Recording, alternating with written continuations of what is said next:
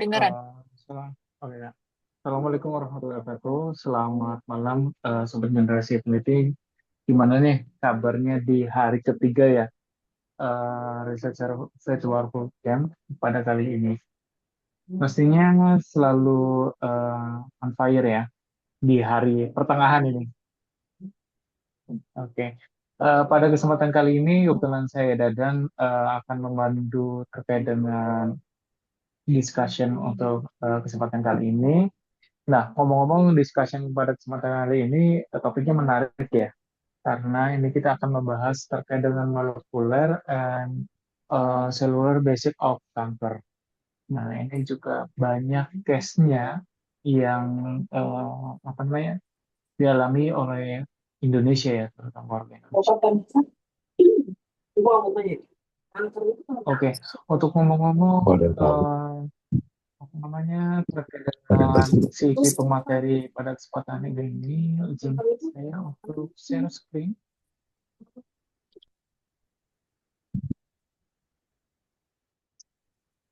Sama-samanya kanker payudara aja macem-macem. Ya, wah, oke. Ngapain nih? Ntar depeng, Terkait dengan depeng, pemateri depeng. kita itu Kak Selvi Rahmawati SSI MSc. Boleh, kebetulan beliau sekarang lagi proses ya untuk mendapatkan S3-nya di Molecular Medicine National Yangming Chiao Tung University and Academia Sincha Taiwan. Untuk terkait pendidikannya ini luar biasa banget ya. Dari UGM S1-nya dan S2-nya juga dari UGM. Terkait dengan pengalaman kerjanya, kebetulan beliau sebagai dosen anatomi laboratori. Terkait dengan publikasinya juga menarik juga nih. Oke. Untuk sobat Disability bisa di screenshot juga ini untuk terkait dengan CV beliau. Oke.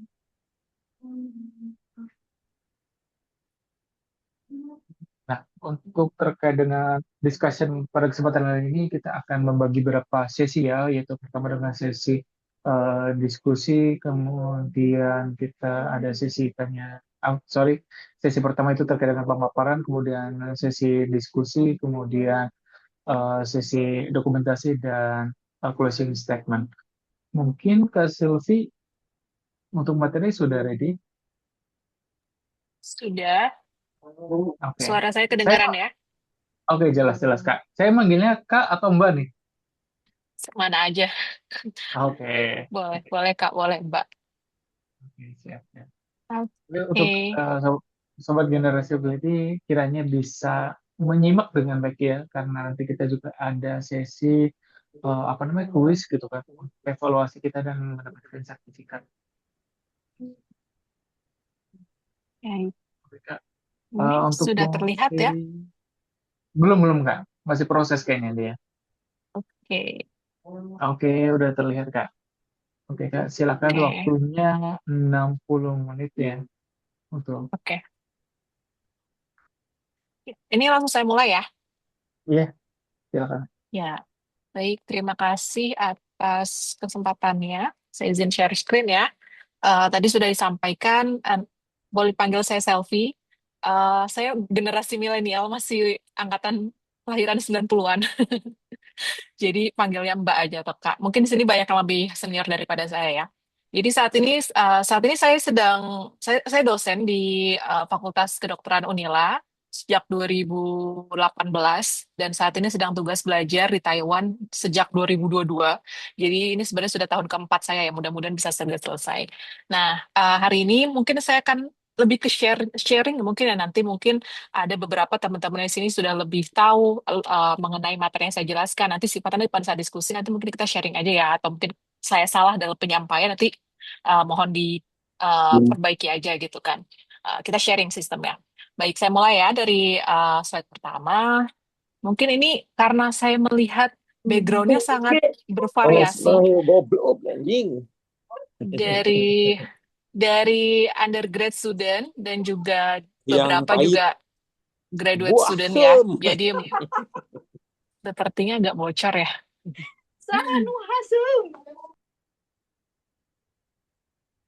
Ya, baik kita mulai dari basic sekali mengenai fundamental theories of cancer biology. Ini materinya saya tuliskan dalam bahasa Inggris, tapi nanti dalam penyampaian nanti bahasa Indonesia mungkin campur-campur dikit, mungkin ada beberapa istilah yang saya lupa bahasa Indonesianya. Baik, ini basic sekali. Kita mungkin udah banyak tahu bahwa apa sih yang membedakan kanker sel dengan normal sel itu terutama adalah bagaimana sel kanker itu berproliferasi dan bagaimana stabilitasnya, bagaimana nanti sifat genetiknya, dan juga fungsi perkembangan nanti yang sangat berbeda dengan sel normal. Ini sangat basic ya. Mungkin banyak yang sudah tahu bahwa sel kanker itu dia tidak memiliki kemampuan untuk mengontrol proliferasinya dan juga tidak memiliki kemampuan untuk mengontrol pertumbuhannya. Jadi terbentuknya biasanya banyak yang tidak beraturan dibandingkan dengan sel normal. Dan juga biasanya sih kalau kita lihat dia nukleusnya itu lebih besar ya dan lebih gelap daripada sel normal, generally ya. Dan pasti ada perubahan genetik, jadi ada perubahan kromosom dan juga mutasi-mutasi genetik lainnya. Dan sel kanker ini seperti yang kita tahu, dia tidak memiliki boundaries dalam artian kalau sel normal tumbuhnya teratur ketika dia sudah mencapai maksimum kapasitinya atau misalkan di sekitar tisu atau jaringannya dia sudah udah maksimum kapasitinya dia tidak akan menginvasi jaringan lain. Tapi kalau sel kanker karena dia memiliki kemampuan bertumbuh yang sangat fantastis sehingga dia bahkan memiliki kemampuan untuk bermetastasis ke jaringan lain. Itu dulu yang paling basic. Nah, seperti yang kita tahu juga bahwa sebenarnya proses perubahan sel normal menjadi sel kanker itu banyak dipengaruhi atau utamanya driven by genetic dan epigenetic alteration atau perubahan genetik dan epigenetik yang tadi sehingga menyebabkan adanya cell division atau pertumbuhan sel yang tidak terkontrol sehingga menginvasi jaringan lainnya dan juga memiliki kemampuan untuk escaping atau uh, melarikan diri bahasa Indonesia apa ya escaping dari kemampuan kematian sel yang terprogram dan juga escaping dari sel imun ya.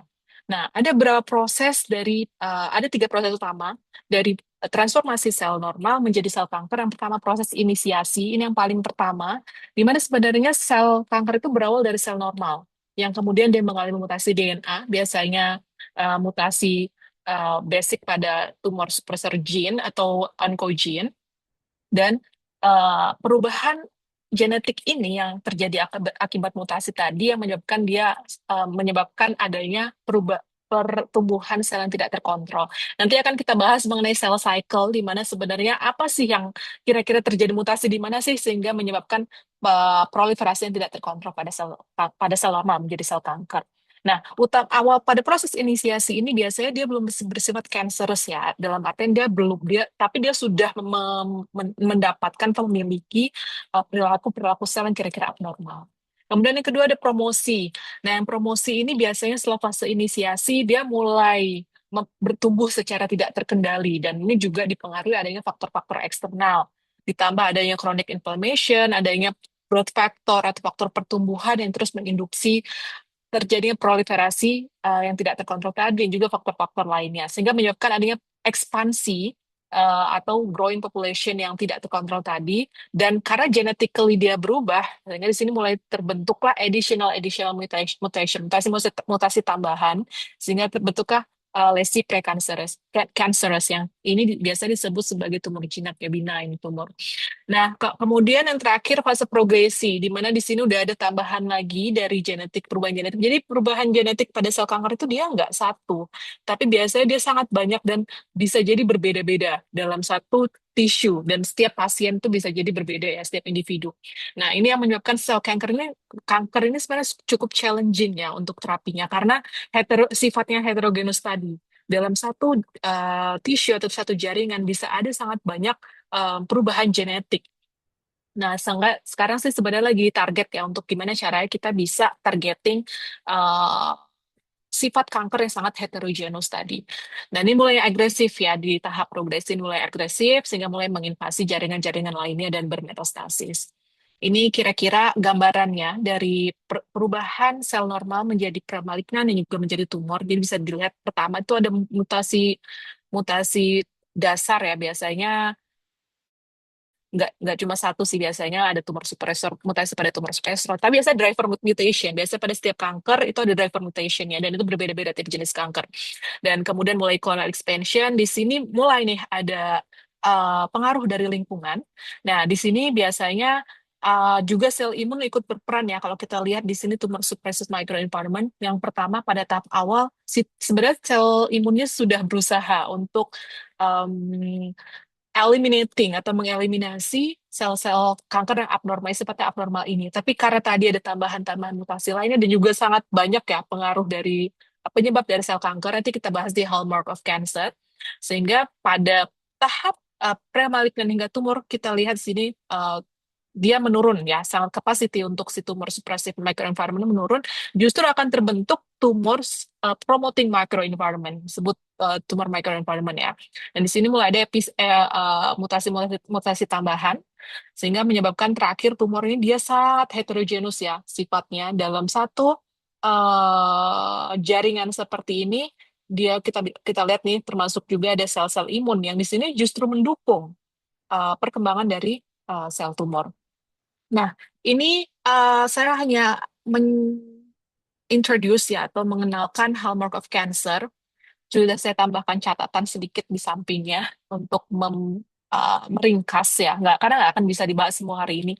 Jadi yang terbaru ini ada 14 hallmark of cancer. Saya ingat per 2010 waktu saya S2, waktu itu masih ada 10 kalau saya nggak salah ya. Jadi selalu ada pembaruan, awal itu kalau nggak salah 6, kemudian 8, 10, 12, dan terakhir udah 14 ya, per yang paling baru. Nah, hallmark of cancer ini apa sih? Sebenarnya dia adalah sifat-sifat yang dimiliki oleh sel cancer, yang utamanya dia promoting dari pertumbuhan sel kanker. Contohnya yang pertama, mungkin kita bahas sekilas. Nah, yang pertama dia punya sifat sustaining proliferative signaling. Dia consistently receiving, menerima pertumbuhan sinyal untuk terus tumbuh. Nah, udah tumbuh terus, dia juga bisa mengabaikan sinyal-sinyal untuk menghambat pertumbuhan. Pokoknya ini kesannya bandel gitu kan sel kanker ini. Jadi gimana caranya biar dia tetap hidup, dan ini sifat-sifat hallmark ini yang menyokong pertumbuhan sel kanker. Adanya perubahan ekspresi gen dan juga DNA mutation melalui without DNA mutation melalui epigenetic reprogramming, nanti akan kita bahas sedikit mengenai epigenetik. Kemudian dia juga punya kemampuan untuk escaping immune surveillance, jadi bisa melarikan diri dari sistem imun. Gimana caranya sistem imun tidak mengenali sel kanker? Dia sangat pintar, jadi. Terus dia punya kemampuan untuk memiliki kemampuan untuk immortal ya, artinya dia tidak mati. Kalau sifat sel itu kan dia lama-kelamaan sebenarnya semakin banyak sel itu berproliferasi, sebenarnya sel itu punya kapasitas maksimum ya. Jadi biasanya itu ada mekanistiknya, biasanya berkaitan dengan shortening telomere, nah atau pemendekan telomer ya. Jadi dia punya masa maksimal untuk bertumbuh sebenarnya. Tapi pada sel kanker ini dia tidak, jadi immortal sifatnya. Kemudian dia juga mempunyai kemampuan untuk exploiting inflamasi kronik. Jadi justru inflamasi yang biasanya itu dibuat oleh tubuh kita untuk bantu mengeliminasi antigen, ini justru dimanfaatkan oleh sel kanker. Kemudian terbaru ini ada pemanfaatan microbial influences on cancer. Kalau teman-teman pernah mendengar tentang gut microbia, nah selain gut microbia itu juga ada banyak mikrobia lain, ini tuh justru mensupport pertumbuhan sel kanker. Dan itu lagi banyak diteliti ya saat ini. Ya, kemudian dia punya kemampuan pindah ke jaringan lain ya, metastasis. Dia bisa membentuk pembuluh darah baru untuk supporting nutrients dan segala yang dibutuhkan oleh sel kanker. Dan dia juga punya memanfaatkan senescent cell. Jadi senescent cell ini sebenarnya sel yang sudah tua, kalau normal ya, sel yang sudah tua, dan normal ya dia akan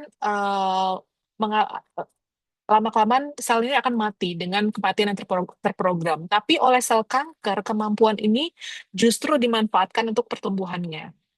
Kemudian juga dia punya genetic mutation ya, genome instability, dan dia bisa resisting dari program cell death. Jadi dia kalau normal sel itu kan kalau rusak akan diapoptosis, dieliminasi, tapi kalau sel kanker ini enggak. Dan juga dia juga punya kemampuan untuk mereprogramming atau menderegulasi metabolisme selular. Nanti akan kita bahas juga namanya Warburg effect. Nah, itu adalah kemampuan sel kanker untuk gimana caranya metabolisme tubuh, metabolisme normal sel dia diubah sehingga metabolismenya sel normal kayak misalkan oxidative phosphorylation itu mensupport pertumbuhan sel normal dan lingkungan di sekitarnya. Kemudian terakhir adalah dia punya kemampuan untuk berubah phenotype ya, phenotoplasticity. Jadi berubah misalkan sifatnya dari yang sudah terdiferensiasi menjadi balik lagi ke cancer stem cell, menjadi tipe lain. Nah, ini sangat bahaya juga karena bisa mensupport sel kanker juga. Kemudian kita bahas yang, saya tidak akan bahas satu persatu karena ini sangat banyak, jadi mungkin akan dibahas basic-basicnya saja ya, karena hari ini kan saya dapat jatahnya mau keluarin cellular basis of cancer ya. Jadi pertama adalah gimana sih sebenarnya dasar dari sinyal proliferatif, sinyal proliferasi pada sel, dan gimana sih sebenarnya sel kanker itu bisa mendapatkan kemampuan untuk berproliferasi secara tidak terkendali. Kita bahas dari cell cycle dulu yang pertama. Jadi cell cycle itu apa sih? Sebenarnya cell cycle itu adalah siklus sel di mana kalau ini dalam satu siklus sel itu ada G1 dibagi jadi G1, S, G2, dan mitosis. Ya, M ini mitosis. Dan ketika sel tidak berproliferasi, dia akan berada pada resting stage. Dia istirahat di G0. Sampai ada sinyal pertumbuhan, apapun itu bentuknya, dia akan menginduksi sel untuk masuk ke siklusnya. Nah, tapi untuk memastikan bahwa seluruh proses proliferasi ini tightly control atau dikontrol secara Dek, dek. ketat, ada beberapa checkpoint. Yang checkpoint yang pertama ini begitu sebelum Hai, checkpoint pelan-pelan. sebelum dia masuk ke fase S, di mana S ini adalah DNA replication DNA. Ini yang Nah, di kamu sini bilang ke di, Mami kan? Every oh, day there is always cell cancer in your body. This is sepertinya ada yang bocor ya. the restriction saya. Beneran. Ya. Jam 5. Oke, saya lanjutkan ya. Jadi yang pertama ini ada restriction site. Di mana restriction site ini sebenarnya first checkpoint system. Dia untuk Saudara Pak, akan ada jangan first checkpoint di mana akan mengecek apakah semua lingkungan itu sini sepertinya yang agak terpaksa bocor. aja. Yang terpaksa Suara ya. saya kalah. Terus tunggu di situ. Saya datang. Halo Satu. Kak, halo Kak. Oke, Iya, bisa keep silent bentar ya. Kita lagi mendengarkan discussion. sepertinya agak bocor ya. Iya, Suara saya kalah soalnya. Oke, saya lanjutkan ya. Jadi bentar untuk aja Kak. per checkpoint ini kita pertama akan dicek apakah semua lingkungan itu memenuhi atau cukup untuk sel ini masuk ke fase proliferasi untuk berproliferasi. Karena nanti kan akan divide into two kan, into two cells. Jadi harus make sure bahwa bahan bakunya dan segala macam sinyal pertumbuhan itu cukup untuk mensupport pertumbuhan sel anakannya nanti, daughter cell-nya. Nah, setelah dia melalui first checkpoint system ini, maka first checkpoint dia akan masuk ke fase S, di mana dia masuk fase S, proceed to S phase, di mana di sini akan terjadi duplikasi DNA. Di sini juga title control ya, nanti kita akan bahas mengenai DNA repair mechanism, bagaimana sel itu akan mengecek kira-kira ada nggak sih mutasi DNA dalam proses sebelum dia nanti akan diturunkan ke sel anakannya ya, daughter selnya. Di sini ada proses checking di DNA. Kalau ada mutasi dia diperbaiki dulu, normalnya akan diperbaiki dulu. Nah, sel kanker dia memiliki kemampuan melewati checkpoint ini bukan melalui dalam artian escaping checkpoint. Sebenarnya dia nggak boleh lolos, tapi dia bisa lolos, gitu ya. Itu kemampuan sel kanker. Nah, nanti akan terakhir sebelum dia membelah fase mitosis ini, nanti kan dia adalah fase di mana oke, semua sudah siap, kita akan belah jadi dua ya, karena semua sudah ready nih, materi genetik udah diduplikasi, kemudian segala organel-organel juga sudah disintesis. Nah, di sini juga nanti akan dicek lagi sebelum masuk ke M. Ada second checkpoint system untuk ngecek lagi environment favorable or not, dan apakah semua DNA sudah berhasil direplikasi tanpa adanya kesalahan atau error. Kemudian baru masuk ke mitosis. Di sini adalah checkpoint system untuk memastikan bahwa nanti ketika pembelahan, kalau teman-teman ingat kan dalam proses pembelahan itu ada sister namanya sister kromatid ya, satu sister kromatid itu bawa satu kopi DNA. Nah, itu memastikan bahwa ketika pembelahan, sister kromatid itu membelah secara equal, secara seimbang ya, bahasa Indonesia seimbang ya. Situ baru kemudian dia menyelesaikan prosesnya. Nah, jadi bahkan dalam satu siklus sel itu sudah ada banyak sekali controlling system. Nah, kita akan mempelajari mengenai controlling system lebih detail ya. Jadi dalam slide saya ini sebenarnya banyak gambar seperti ini ya, gambar-gambar signaling karena namanya molekular dan seluler ya. Jadi mungkin kita lihat bagaimana sih kira-kira sel itu dikontrol untuk membelah. Nah, di sini ada yang paling terkenal itu adalah namanya protein cyclin dan CDK. Mungkin saya tidak akan bahas terlalu detail karena nggak punya cukup banyak waktu ya. Tapi di sini yang akan saya tekankan adalah bahwa setiap proses perpindahan fase dari G1S, G2, dan M, ini ada yang namanya regulasi dari protein-protein ini, tipe siklin yang berbeda. Nah, yang paling teman-teman ingat mungkin uh, protein retinoblastoma. Ini sangat terkenal di kanker, terutama kayak kanker retinoblastoma ya. Dia paling banyak terjadi mutasi. Kenapa sih dia ini paling berperan sentral dalam um, menginduksi adanya proliferasi yang tidak terkendali pada sel kanker dan juga kaitannya nanti dengan P53. Kalau teman-teman pernah dengar, saya nggak tahu udah dibahas belum di materi pertama. P53 itu adalah tumor suppressor gene, di mana dia akan mendetek apapun kelainan yang terjadi pada mutasi DNA atau apapun, sehingga tidak akan diproses untuk masuk ke proliferasi sel. Gampangannya gini, ketika ada sel yang rusak, kita kan nggak mau sel rusak itu untuk berproliferasi kan, diduplikasi kan. Kita mau sel itu diapoptosis. Nah, P53 ini yang akan mendetek adanya kesalahan-kesalahan itu. Jadi misalkan adanya kerusakan, adanya kerusakan DNA, adanya sinyal oncogene, dan juga tidak kurangnya sinyal pertumbuhan, tidak cukup ya sinyal pertumbuhan itu akan semua akan dideteksi oleh P53. Nah, P53 ini uh, perannya sangat sentral kok teman-teman lihat di sini. Dia akan menginduksi apoptosis. Jadi begitu terdetek adanya kelainan apapun itu bentuknya, dia akan menginduksi aktifnya sinyal apoptosis dan kemudian atau ke arah senescent. Senescent itu artinya sel itu dipaksa untuk resting forever, untuk permanently, tidak membelah lagi. Itu senescent. Dengan cara uh, dia mengaktifkan yang namanya protein 2 ini ya. Ini kok nggak usah dihafal karena sangat kompleks. Nah, kalau misalkan P53 ini tidak berfungsi normal, adanya mutasi pada P53 sebagai tumor suppressor. Nah, di sini dia tidak akan mendeteksi adanya kelainan-kelainan ini. Sehingga tadi sinyal pertumbuhan nih contohnya, nih adanya pertumbuhan sinyal akan mengaktifasi cyclin D dan CDK4. Di sini akan mengaktifasi, memfosforilasi protein retinoblastoma. Di mana protein retinoblastoma ini akan berperan untuk, kita lihat ya sini sama, ini teman-teman bingung, sorry. Nah, ini dia akan eh, melepaskan ikatannya dari E2F. E2F ini transcription binding factor, di mana dia ketika E2F ini dilepas, dia akan mentranskrip gen, ekspresi gen untuk mengaktifkan sinyal proliferasi. Jadi bayangkan kalau misalkan adanya sinyal growth sinyal ini secara terus-menerus, PRB-nya akan terfosforilasi terus-menerus, E2F-nya aktif sehingga akan mengekspresikan gen-gen untuk masuk ke sinyal proliferasi. Meskipun nggak cuma sinyal proliferasi aja ya, banyak ya, E2F ini mengaktifkan banyak sekali gen yang mungkin berkaitannya tadi dengan kanker ya, bisa jadi gitu kan. Karena PRB ini kan dia termasuk ke dalam oncogene kan gitu ya.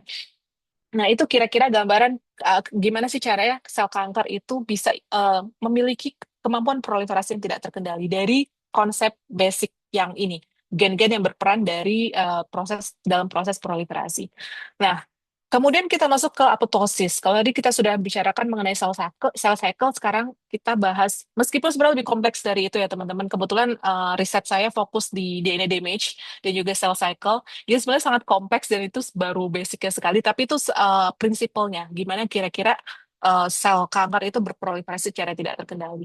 Nah, kemudian sekarang bagaimana dia escaping sinyal apoptosis. Nah, jadi apoptosis itu buat teman-teman yang belum tahu, dia adalah kematian sel yang terprogram. Dan ini tightly control juga sama kayak cell cycle. Intinya ketika sel itu sudah tidak berfungsi, beda ya dengan nekrosis ya. Jadi apoptosis itu dia sebenarnya adalah mekanisme fisiologis ketika sel itu sudah tidak berfungsi, rusak dan perlu didaur ulang, maka dia akan mengaktifkan kematian yang terprogram. Dan kematian yang terprogram ini dia tidak menimbulkan respon inflamasi, jadi tidak merugikan badan, merugikan tubuh. Nah, ada dua pathway yang berkaitan dengan apoptotic signaling mechanism ini. Yang pertama adalah mitokondrial atau intrinsik, yang kedua adalah ekstrinsik atau dengan adanya aktivasi melalui death receptor.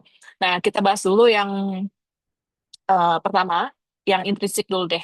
Yang intrinsik itu dia adanya internal stres kayak kerusakan DNA, DNA damage, adanya misalkan kekurangan sinyal pertumbuhan atau apapun itu dia akan mengaktifasi molekul ya namanya proapoptotic molekul dan ini akan mengaktifasi jalur mitokondria. Jadi mitokondria ini akan melepaskan cytochrome C sehingga mengaktifkan 9 ya, kalau di beda beda caspase soalnya. Caspase ini efektor. Jadi ketika SP9 ini diaktifkan, dia akan em, mengaktifasi jalur apoptosis sehingga nanti akan mengaktifasi jalur apoptosis sehingga selnya nanti akan em, dia bahasanya apa ya? Dia akan ini contoh yang digambar ya.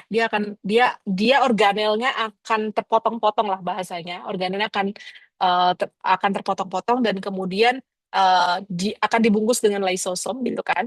Jadi nanti akan daur ulang gitu ya. Itu kalau dia apoptosis.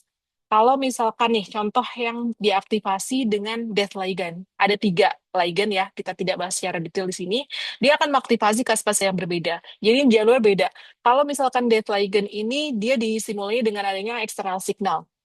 Nah, ini bedanya apoptosis dengan nekrosis ya. Sorry tadi saya nunjukin nekrosis ya. Yang apoptosis yang atas. Jadi pertama dia teratur kalau apoptosis. Breaking cell breaks-nya juga dia teratur, nggak kayak nekrosis yang dia rupture, pecah. Nah, pecahnya ini yang kemudian akan menimbulkan adanya respons inflamasi. Jadi basic principle of apoptotic signaling pathway. Dan wait. Oke. Nah, gimana caranya sel kanker dia escape dari program cell death ini? Ada banyak banget mekanisme. Yang pertama, dia mungkin mengurangi ekspresi dari death signalnya. Jadi tidak terbaca dari death receptor ligandnya tadi. Ya, impaired receptor signaling pathway. Kemudian bisa juga ada defects atau mutasi pada p53. Tadi sudah saya jelaskan, p53 mengaktifkan apoptotic pathway. Ketika p53 ini bermutasi, maka dia tidak akan normal ya fungsinya, sehingga dia tidak akan mendetek adanya kerusakan-kerusakan pada sel, sehingga selnya dibiarkan aja gitu kan berproliferasi. Padahal mungkin ada DNA damage, adanya mutasi di situ gitu kan, yang harusnya sel itu akan diapoptosis gitu kan. Kemudian dia juga bisa jadi dia juga dengan mengurangi adanya ekspresi caspase tadi, yang efektor tadi, kemudian juga meningkatkan, saya lupa ini IAP, sorry saya lupa ini apa. Kemudian dia juga bisa juga mempengaruhi adanya balance antara protein pro-apoptosis dan protein anti-apoptosis ya. Nih misalkan yang harusnya itu seimbang ketika ekspresi protein ini misalkan pro-apoptotiknya lebih tinggi, nah dia akan sel itu akan cenderung menyelesaikan mengaktifasi proses apoptosis dibandingkan dengan ketika anti-apoptotiknya tinggi. Jadi dia mengganggu balancing ini tadi. Nah, ini contoh kasus di mana sebenarnya apoptotic pathway, protein itu dikembangkan untuk ditarget sebagai treatment pada kanker prostat. Jadi sebenarnya sudah banyak ya dikembangkan adanya drug-drug yang itu sifatnya menginduksi aktivasi dari apoptotic signaling pathway, misalkan dengan cara menghambat protein-protein anti-apoptotik ya, jadi lebih cenderung pro. Kalau pro kan dia teraktivasi, protein apoptosisnya aktif kan gitu kan. Nah, ini contoh di mana sebenarnya ya sudah dikembangkan nih. Ini adalah contoh drug yang dia menarget dia dikembangkan dengan mendesain adanya BH3 itu adalah suatu domain di protein. Bagaimana jelaskan dengan sederhana. Jadi intinya dia akan memimik, meniru protein-protein yang pro-apoptotik sehingga sel itu akan diinduksi untuk mengaktifasi apoptotik signal gitu ya, khususnya pada sel kanker. Nah, ini ya contohnya di aktivator pro-apoptotik sehingga protein efektor pro-apoptotiknya aktif dan sel akan maaf bahasa Indonesia saya agak bingung. Sel akan menyelesaikan proses apoptosisnya, akan terinduksi apoptosisnya. Ini contoh pada normal sel, misalkan apoptotic signalingnya dengan meningkatkan pro-apoptotic BCL2, sehingga dia akan mengaktifasi protein pro-apoptosis, Buxy dan Beck. Kemudian, nah ini tadi yang jalur mitokondria, sehingga mengaktifasi caspase, sehingga selnya akan terapoptosis. Nah, pada cancer cell, dia adanya proses, dia seperti yang saya jelaskan tadi, ada impaired ya atau ada abnormal activation dari protein-protein pro-apoptotik. Nah, di sini contohnya sehingga mitokondrinya dia tidak teraktivasi, caspase tidak teraktivasi, selnya akan survive pada sel kanker. Nah, kemudian di sini pada sel kanker kemudian di treatment dengan namanya drugs yang tadi ya mimik suatu protein pro-apoptosis. Ini domain sih sebenarnya domain pada protein apoptosis BH3. Nah, sehingga dia akan mengaktifasi juga protein-protein pro-apoptosis, sehingga nanti sel kanker akan terapoptosis. Gitu. Ini hanya case pada prostat cancer. Ini publish tahun 2021. Kemudian, nah, selanjutnya kita masuk ke case yang lain. Tadi kan sudah cell cycle, kemudian proses apoptosis. Nah, sekarang kita bicarakan mengenai DNA damage. Gimana sih sebenarnya DNA damage ini berperan dalam berkontribusi dalam perkembangan kanker. Nah, sebenarnya sebelumnya mungkin teman-teman saya sampaikan sedikit mengenai apa itu sebenarnya DNA damage dan sebenarnya tipenya apa aja sih. Kebetulan ini terkait dengan riset saya ya soalnya. Jadi DNA damage itu adanya kerusakan DNA, apapun itu bentuknya. Jadi yang pertama mungkin ada kerusakan atau mutasi pada single strand, bisa juga point mutation, cuma satu basa yang termutasi, atau juga mungkin dia ada kerusakan pada single strand, pada satu strand aja. Nah, biasanya masih cenderung lebih mudah untuk diperbaiki ya. Nah, yang lebih severe atau lebih parah itu adalah yang double strain. Jadi contohnya ini dua-duanya dia mau nggak mau biasanya sih ini akan dieliminasi sih biasanya kalau double strand ini mekanisme repairnya berbeda. Nah ini contohnya atau dia adanya proses nanti namanya homologous recombination ya. Dia akan harus ada salinan ulang dari sister kromatidnya. Itu mekanisme yang lebih detail ya, bukan bukan fokus kita pada hari ini. Nah ini contohnya. Jadi contoh-contoh damage ini ada banyak. Bisa single strand, bisa double strand, bisa point mutation, bisa cuma dia substitution, bisa cuma translocation. Yang parah, parah translocation juga itu parah. Itu biasanya agak fatal. Contohnya pada CML kalau teman-teman pernah tahu Philadelphia kromosom itu kan ada perubahan ya dari satu lengan kromosom pindah ke lengan kromosom lain ya, sehingga terbentuklah kromosom Philadelphia itu. Itu contoh dari permutation pada CML. Nah, gimana sih sebenarnya mekanisme ketika sel ini punya DNA damage? Itu contohnya ya ketika ada terbentuk DNA lesion, baik itu karena ada radiasi atau ada viral infection atau ada chemical ya biasa karsinogen, dia normalnya akan mengaktifasi adanya DNA damage response untuk memperbaiki adanya mutasi tadi. Biasanya prosesnya terjadi pada fase S yang tadi saya sampaikan di awal, fase replikasi atau duplikasi DNA. Nah, kalau misalkan sel ini bisa diperbaiki, maka DNA damage bisa diperbaiki, dia akan kembali masuk ke siklus sel untuk sel menyelesaikan prosesnya. Jadi sel akan survive with repair damage. Jadi dengan perbaikan, which is normal biasanya. Nah, kalau misalkan DNA damage ini dia tidak sel ini tetap survive ya, dengan membawa si DNA damage tadi, biasanya akan menyebabkan mekanisme yang namanya replication stress. Nah, ketika proses sel ini tetap survive dengan membawa kerusakan tadi, otomatis most of the time dia akan ada mutasi. Dan ini akan menyebabkan adanya genomic instability, yang tadi perannya sangat besar pada carcinogenesis. Kalau misalkan ada probabilitas lain, seandainya DNA damage response ini, DNA damage ini tidak bisa diperbaiki dengan adanya repair mechanism tadi, normalnya sel akan mengaktifasi proses apoptosis. Jadi either kalau dia diperbaiki dia akan kembali masuk berproliferasi, kalau tidak diperbaiki normalnya dia akan mengaktifasi apoptosis sehingga dia akan mati selnya secara terprogram. Itu normalnya. Tapi kalau dia gagal di repair, dia akan survive dengan membawa mutasi DNA. Dan inilah yang bisa biasa menjadi driver mutation dari proses inisiasi kanker yang tadi. Nah, selanjutnya, pada sekarang sebenarnya kenapa DNA damage ini saya sampaikan di sini? Karena ini sekarang sangat banyak dikembangkan, sebenarnya udah cukup lama ya, ditarget untuk terapi kanker. Kenapa? Karena rata-rata sel kanker itu punya defect di mekanisme repairingnya. Jadi dia punya mutasi di gen-gen yang ada banyak di sini, tidak akan saya jelaskan karena ini sangat kompleks. Akan ada defect atau kelainan pada gen-gen yang perannya untuk repairing DNA tadi. Jadi gimana caranya sel kanker survive dengan bau mutasi? Nah, contohnya kan dengan defect ya pada repair mekanisme. Gimana caranya biar ini nggak usah diperbaikin deh, ini diproliferasi aja dengan bawa dengan bawa kelainan tadi atau mutasi tadi. Nah, sekarang tuh sudah banyak digunakan, dikembangkan, dan ini sudah clinically approved ya sebenarnya. Udah sangat lama. Sebenarnya sampai sekarang pun masih banyak dikembangkan. Termasuk lab saya juga fokusnya pada targeting DNA damage repair ini.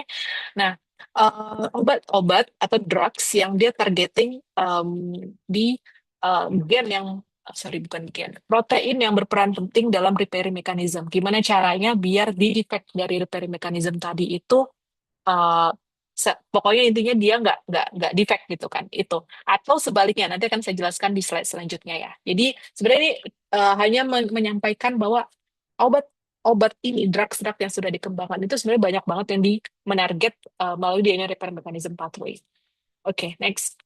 Nah, ini contohnya adalah, ini sudah banyak banget dan ini banyak banget juga digunakan pada breast cancer. Mungkin ada teman-teman yang di sini riset atau fokus breast cancer yang punya BRCA mutation.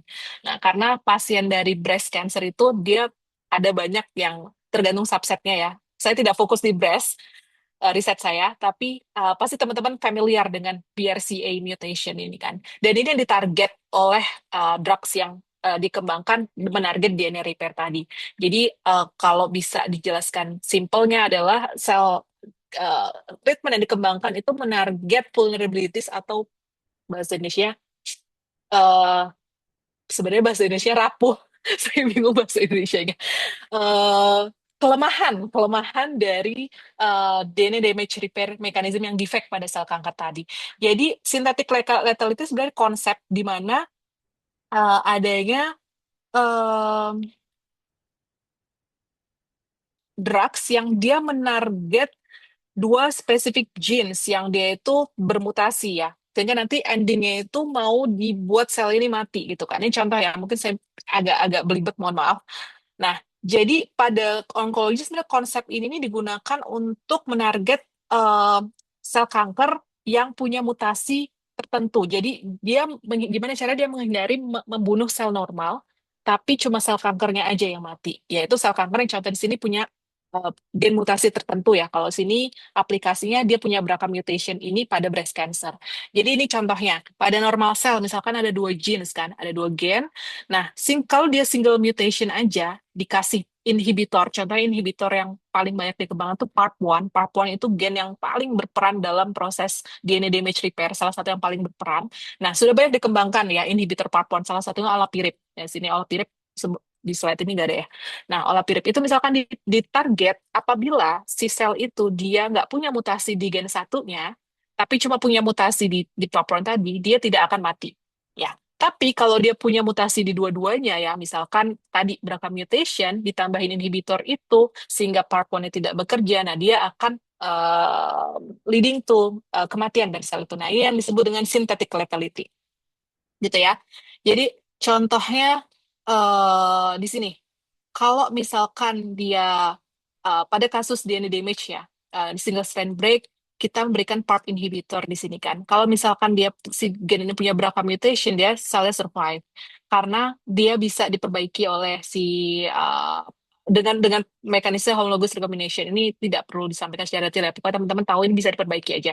Nah, kalau misalkan dia punya mutasi di sini ya, BRCA mutation ya, di sini, sorry, tidak punya mutasi, maka dia ketika dikasih PARP inhibitor ini, dia akan gagal untuk memperbaiki, sehingga dia akan tadi mengaktifkan synthetic lethality sehingga selnya akan mati, begitu ya. Mungkin nanti kalau belum jelas bisa ditanyakan pada diskusi, pada part diskusi ya. Oke, next. Nah, kita move karena sebenarnya banyak banget ya, luas banget konsep dari molecular and cellular based cancer. Saya berusaha menyampaikan sedikit-sedikit, tapi banyak yang disampaikan. Nah, selanjutnya yang juga lagi banyak dikembangkan itu epigenetics ya. Mungkin teman-teman juga udah familiar dengan epigenetics. Jadi epigenetics itu sebenarnya studi di mana mempelajari adanya ekspresi gene expression atau ekspresi gen yang dia ini berubah tapi sebenarnya tidak diikuti dengan perubahan sequence DNA. Kalau tadi kita berbicara dengan mutasi DNA berarti ada perubahan pada sequence, either itu deletion atau dia addition atau substitution. Kalau epigenetics dia tidak ada yang berubah, tapi ekspresi gen ini yang proses regulasi apakah gen tersebut diekspresikan atau tidak itu yang diubah gitu ya. Jadi dia menarget, dia mengkontrol apakah gen tersebut akan diekspresikan atau tidak. Nah, sebenarnya ada beberapa faktor di mana modifikasi epigenetik ini diregulasi. Yang pertama adalah chromatin accessibility. Jadi kalau teman-teman mungkin udah banyak yang familiar ya, jadi kalau misalkan gen itu mudah ekspresikan, apakah protein terekspresi atau tidak ya? kaitannya sama cancer sebenarnya kalau misalkan dia overekspresi sih, ya kan? Kan kita banyak tahu bahwa banyak kanker-kanker jenis kanker yang dia punya overekspresi gen atau down regulasi gen. Nah, itu kan kaitannya sama apakah gen itu banyak diekspresikan atau kurang diekspresikan kan. Nah, itu epigenetik berperan di sini. Jadi tidak ada mutasi, cuma tinggal banyak atau tidaknya aja, balancingnya aja. Nah, gen untuk diekspresikan itu harus ada akses ke kromatin. Jadi namanya kromatin. Kromatin itu kan dia kompak ya, padat, dan di sini dia dia tersusun dari uh, untayan DNA, kumpulan DNA yang dia dibungkus oleh yang namanya histon, protein histon ya. Jadi di sini histon itu dia semacam membuat bentuk kompleks dengan DNA. Nah, untuk bisa diekspresikan eh, kromatin ini dia harus lebih longgar. Biar apa? Biar transcription binding factor atau promoter atau apapun itu gen yang perannya untuk mengaktifasi proses transkripsi itu bisa terikat di situ dan mengaktifasi proses ekspresi. Simpelnya seperti itu. Jadi di sini chromatin accessibility sangat berpengaruh yang nanti kaitannya sangat ikatan atau binding dari transcription factor. Tadi contohnya adalah I2F ya, yang tadi saya sampaikan di pertama tadi. Itu contoh TF ya. Dan kemudian dia bisa, ketika dia sudah bisa diakses ya, dia lebih longgar, sehingga dia protein-protein yang berkaitan dengan machinery transkripsi, mesin-mesin transkripsi itu juga bisa nempel ke situ, bisa bentuk kompleks dan mengaktifkan proses transkripsi sehingga gennya akan terekspresi. Nah, ada dua proses sebenarnya, bukan dua proses ya. Ada dua bentuk dari kromatin. Apabila dia open disebut eukromatin yang atas ya, sehingga dia seperti ini. Dia gennya bisa diekspresikan, dia lebih longgar, lebih loose, sehingga transcription factor bisa nempel di situ dan gennya aktif, ekspresi gennya aktif. Atau heterokromatin, dia lebih close ya, lebih compact, dan sehingga di sini biasanya apabila heterokromatin ada di state atau dibentuk heterokromatin, dia biasanya lebih dense dan itu biasanya genes yang akan silence. Nah, epigenetik itu mengaruhi di proses ini. Kita next dulu. Oke. Ini ya contohnya close chromatin itu seperti ini dan ini yang open chromatin. Nah, di sini mungkin teman-teman juga sudah sangat familiar adanya yang mengaruhi dari epigenetik ini sebenarnya ada tiga unsur utama. Pertama, metilasi DNA, kemudian modifikasi histon. Ya, histon itu kalau balik lagi, nah ini histon ya. Ini protein-protein yang dia membentuk kompleks dengan DNA. Yang terakhir adalah chromatin remodeling. Apakah chromatin tadi mau open atau mau close ya itu. Jadi DNA methylation, mungkin udah banyak juga yang familiar adalah nih ME3. Dia ada penambahan methyl group di eh, di DNA ya. Mostly dia di CpG island itu ada di sequence DNA. Biasanya dekat dengan promoter atau di mana transcription factor akan nempel di situ. Nah, kemudian eh, yang kedua adalah histone modification. Nah, kalau membicarakan histone modification itu membicarakan berarti ya protein yang ini ya. Nah, di sini bisa ada proses histone acetylation, di mana di sini akan ada penambahan acetyl group sehingga gennya akan teraktivasi. Kemudian yang kedua, sebaliknya di acetylation, sehingga gennya akan represi atau inaktif. Yang terakhir adalah histone methylation. Nah, ini beda ya dengan DNA methylation. Kalau DNA methylationnya dia bindingnya di CpG island. Kalau histone methylationnya, dia tergantung dia di histonnya. Jadi, kebetulan saya nggak punya gambarnya di sini ya. Jadi dia nempel di histonnya. Itu ada protein polyhistone yang berperan di situ. Itu juga banyak ditarget sebagai cancer terapi sekarang. Kemudian terakhir chromatin remodeling, di mana juga ini adalah protein-protein kompleks lainnya yang tadi saya sampaikan untuk mengatur apakah kromatin itu akan terbuka ataupun nanti lebih dense ya. Dan di sini biasanya kalau dia lebih open kan promotornya bisa expose dan di situ transcription factor bisa nempel gitu ya. Nah, ini sebenarnya di gambaran harus tadi saya sampaikan di slide sebelumnya ya. Kira-kira posisi di mana sih di epigenetik itu kalau teman-teman paham mengenai central dogma biologi ketika DNA direplikasi, kemudian ditranskripsi, terakhir ditranslasi ya menjadi protein dari proses transkripsi DNA ke RNA. Nah, dia berperan di sini. Berperan setelah DNA ini direplikasi. Apakah dia akan lanjut ke transkripsi atau tidak gitu ya. Jadi di situ peran dari epigenetics. Nah, selain epigenetik sebenarnya ada juga faktor regulasi ekspresi gen lainnya, tapi nggak menjadi fokus kita di sini ya. Contohnya post-translational modification. Itu juga riset di sini di Taiwan juga banyak menarget itu ya, buat menarget post-translational modification untuk mengatur ekspresi apakah protein itu ditranslasikan atau tidak. Nah, oke, ini salah satu contoh kira-kira gimana sih epigenetik itu dia bisa memodulasi adanya cancer drug resistance. Nah, tadi ya sudah saya sampaikan hipermetilasi contohnya. Gimana sih epigenetik berperan pada kanker, perkembangan kanker, itu contohnya ketika ada hipermetilasi pada tumor suppressor gene. Teman-teman bayangkan ketika dia termetilasi, jadi kalau termetilasi itu kromatin itu akan lebih close ya, lebih silence, dia lebih compact sehingga di situ gen-gennya akan inaktif. Seandainya ada hipermetilasi pada tumor suppressor gene, contohnya p53, teman-teman bayangkan p53-nya tidak akan terekspresi. Ketika p53 tidak ada tadi ya, sinyal-sinyal untuk mendetek adanya DNA damage, adanya mutasi DNA itu tidak akan aktif. Sehingga apoptotic sinyal juga tidak aktif, dan sehingga sel akan berproliferasi juga tidak terkendali. Itu basicnya. Sebenarnya perannya jauh lebih besar daripada itu. Nah, kemudian ada juga hipometilasi pada oncogenes ya. Contohnya, ini kebalikannya. Kalau ini oncogenesnya yang dia malah hypomethylation atau hypomethylation sehingga dia terlalu open. Ketika dia terlalu open, di situ dia akan terlalu terekspresi sehingga ekspresinya akan tinggi ya, ekspresi oncogenes yang ini sangat menguntungkan pada sel kanker ya. Kemudian terakhir adalah ini non-coding RNA juga mungkin teman-teman udah banyak juga mungkin juga ada yang riset mengenai microRNA gitu ya. Jadi ketika non-coding RNA ini sebenarnya juga dia banyak digunakan untuk menarget untuk cancer untuk dikembangkan untuk cancer targeted therapy karena dia ini bisa menginterfere ya atau salah satu contohnya ya dia bisa menghambat ya, menginterfere itu apa sih? Mengganggu ekspresi dari si protein-protein tertentu. Jadi biasanya memang digunakan untuk targeted terapi saat ini. Nah, ini contohnya kalau misalkan cancer genetik, cancer cell ada dimodifikasi, ada modifikasi epigenetik sehingga dia menjadi dan dia menjadi heterogeneous seperti ini. Kata tadi mungkin ada yang hipermetilasi, ada hipometilasi sehingga gennya ada yang overekspresi, ada yang downregulated. Nah, di sini dia akan berpengaruh pada contohnya pada drug absorption dan metabolism dan juga target recognition sehingga di sini akan berpengaruh pada drug resistant. Jadi cancer cell-nya dia akan lebih drug tolerant daripada dari drug yang digunakan ya, lebih resisten dia. Sehingga lebih susah untuk di killing. Nah, oke, itu sedikit mengenai epigenetics. Kita move ke yang selanjutnya, ini mengenai metabolic reprogramming. Saya nggak kurang paham di Indonesia sudah banyak atau belum. Nah, jadi untuk memperkenalkan basicnya dulu, sebenarnya pada metabolic reprogramming itu ada yang namanya Warburg effect, di mana metabolisme pada sel itu bisa menguntungkan cancer cell, tapi merugikan untuk normal sel.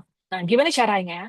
Jadi Warburg effect itu sebenarnya ditemukan oleh Otto Warburg, kalau nggak salah namanya, ini dari nama penemunya, di mana sel kanker itu dia punya preferensi untuk memproduksi energi via glukolisis. Jadi kalau teman-teman mungkin tahu ya kalau familiar atau enggak saya kurang paham kalau misalkan sel itu kan normalnya dia dominan ya apalagi dalam kondisi ada keberadaan oksigen dia akan masuk ke oxidative phosphorylation kan di mana dia akan produksi nih ya glukos dari glukosa masuk ke oxidative phosphorylation mitokondria atau ke mitochondrial respiration di mana dia akan produksi nih banyak ATP ya dengan adanya oksigen.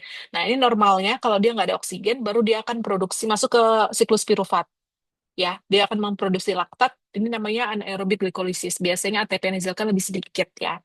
Dan kalau sel kanker dan juga proliferatif jaringan, nah dia punya tendensi untuk walaupun ada oksigen, dia akan tetap masuk ke siklus pirufat sehingga dia akan masuk ke aerobik namanya aerobik glycolysis yang ini disebut dengan Warburg effect. Sebenarnya dia memproduksi lebih sedikit ATP dibandingkan dengan oxidative phosphorylation. Kita tahu yang metabolisme yang paling menguntungkan itu oxidative phosphorylation kan. Dan mostly kita kan pakai oxidative phosphorylation dengan adanya oksigen yang kita hirup, kemudian juga adanya glukos dari makanan, ya kan, itu akan masuk ke oxidative phosphorylation untuk bentuk ATP. Tapi kalau sel kanker dia akan masuk ke aerobic glycolysis, di mana dia produksinya sebenarnya less energy, tapi dia lebih asam karena dia menghasilkan laktat kan. Dan kondisi-kondisi ini justru sebenarnya kan mungkin ada questions loh, kalau misalkan dia energinya sedikit, kenapa dia tetap bisa bertumbuh gitu kan. Jadi sebenarnya kalau faktor pertumbuhan itu juga hal yang lain ya, jadi dia tetap ada nutrisi kan, contohnya kan dia biasanya sel kanker itu membentuk vaskular yang baru ya. Nah, atau pembuluh darah yang baru. Di situ ada nutrisi lebih banyak dari situ. Jadi dia membutuhkan lebih banyak makanan. Makanya biasa kan orang cancer itu kan cenderung lebih agak kurus ya. Selain karena efek side effect drugs juga kan sebenarnya. Tapi another side-nya di sini adalah dia produksi lingkungan yang acid. Di mana lingkungan acid itu mendukung support dari tumor microenvironment. Mungkin sudah dibahas di pertemuan kedua kalau nggak salah ya tentang tumor microenvironment. Dan itu sangat beneficial atau sangat menguntungkan sel kanker gitu. Oke. Saya masih punya banyak slide dan waktu saya sedikit, jadi mungkin saya move agak sedikit lebih cepat. Jadi di sini bagaimana mekanisme dari, sorry ini cancer, ini typo, metabolic reprogramming. Jadi yang pertama itu adanya driver. Contohnya pada adanya tumor microenvironment menghasilkan adanya less oxygen, tapi low pH dan juga limit nutrien yang limit, ini akan mempromot adanya tadi masuk ke Warburg effect. Kemudian ditambah adanya oncogenic signaling, aktivasi dari oncogenic gene, di sini akan meningkatkan glucose uptake dan juga masuk ke glikolisis ya tadi ya, aerobic glycolysis. Juga P53, loss of P53 tumor suppressor gene juga akan mengkontribusi kanker masuk ke Warburg effect. Kemudian apa sih keuntungan sel kanker? Dia akan mensupport biosintesis. Jadi dia tidak hanya memanfaatkan pembentukan ATP dari glukosa, tapi juga dari yang lainnya, lipid, dari protein. Makanya biasanya orang yang punya patient cancer itu pertumbuhannya kan dia lebih tidak optimal ya. Dalam artian dia ya bisa dilihat dari physically-nya lah. Ya karena fokus-fokus protein, lipid yang harusnya dia mensupport pertumbuhan sel yang normal, dia akan masuk semua untuk diubah jadi ATP untuk sel kanker, untuk mensupport sel kanker seperti itu. Yang terakhir dia di sini side effect-nya dia akan mengakumulasi banyak toxic metabolite, contohnya tadi laktat ataupun abnormal nucleotides, ini juga akan berpengaruh pada tadi tumor microenvironment dari sel kanker seperti itu. Singkatnya seperti itu. Hmm, Ini ini contoh kasus ya, sebenarnya mungkin agak kompleks ya. Contoh kasus pada colorectal cancer ya, specifically pada colorectal cancer, mirip seperti tadi sebenarnya penjelasannya bagaimana dia metabolic plasticity atau perubahan metabolik tadi, uh, bahkan dengan adanya atau tidak adanya oksigen, ini bisa mensupport plasticity dari sel kanker menjadi bentuk sel yang cancer stem cell, juga mensupport epithelial mesenchymal translation dan juga survival under cell stress. Ini detailnya ya. Dan juga endingnya akan ke drug resistant. Jadi metabolic reprogramming ini banyak efeknya banyak luas sekali. Tidak hanya tadi masalah produksi dari ATP dan juga produksi laktat yang support environment, tapi juga sangat banyak ya, sangat luas dan masih terus diteliti sampai sekarang ya. Mungkin ini saya agak next aja karena agak kompleks. Saya masih punya banyak slide. Nanti mungkin kita bisa detailkan di diskusi ya. Nah, selanjutnya saya akan masuk ke karakter dari sel kanker yang sebenarnya dia sangat heterogen.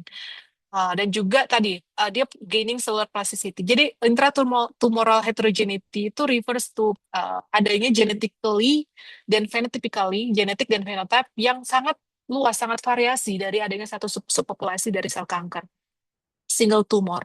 Dan jadi dia tidak cuma satu mutasi tadi, tapi dia bervariasi ya, subclonal mutation. Nah, ini yang disebut dengan intratumoral heterogeneity. Dan dia punya ability untuk berubah dari berbagai phenotype. Contohnya dari cancer yang sudah differentiated, sel yang sudah differentiated, bisa balik ke cancer stem cell, dari cancer stem cell bisa berubah ke banyak jenis ya, jadi type of cell.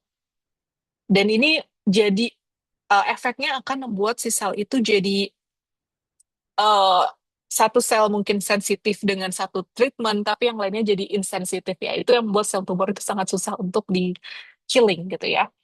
Oke.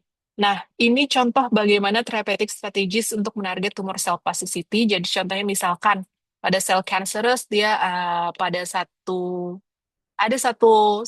populasi tumor yang dia mendapatkan intrinsic mutation, dan ini si drug resisten terhadap si mutasi ini. Kemudian dia tadi mengalami clonal evolution, jadi tadi yang hijau ini ya, yang dari satu jenis mutasi gen dia akan berevolusi sehingga jadi banyak dan pada akhirnya satu populasi jadi semuanya resisten terhadap drug tersebut.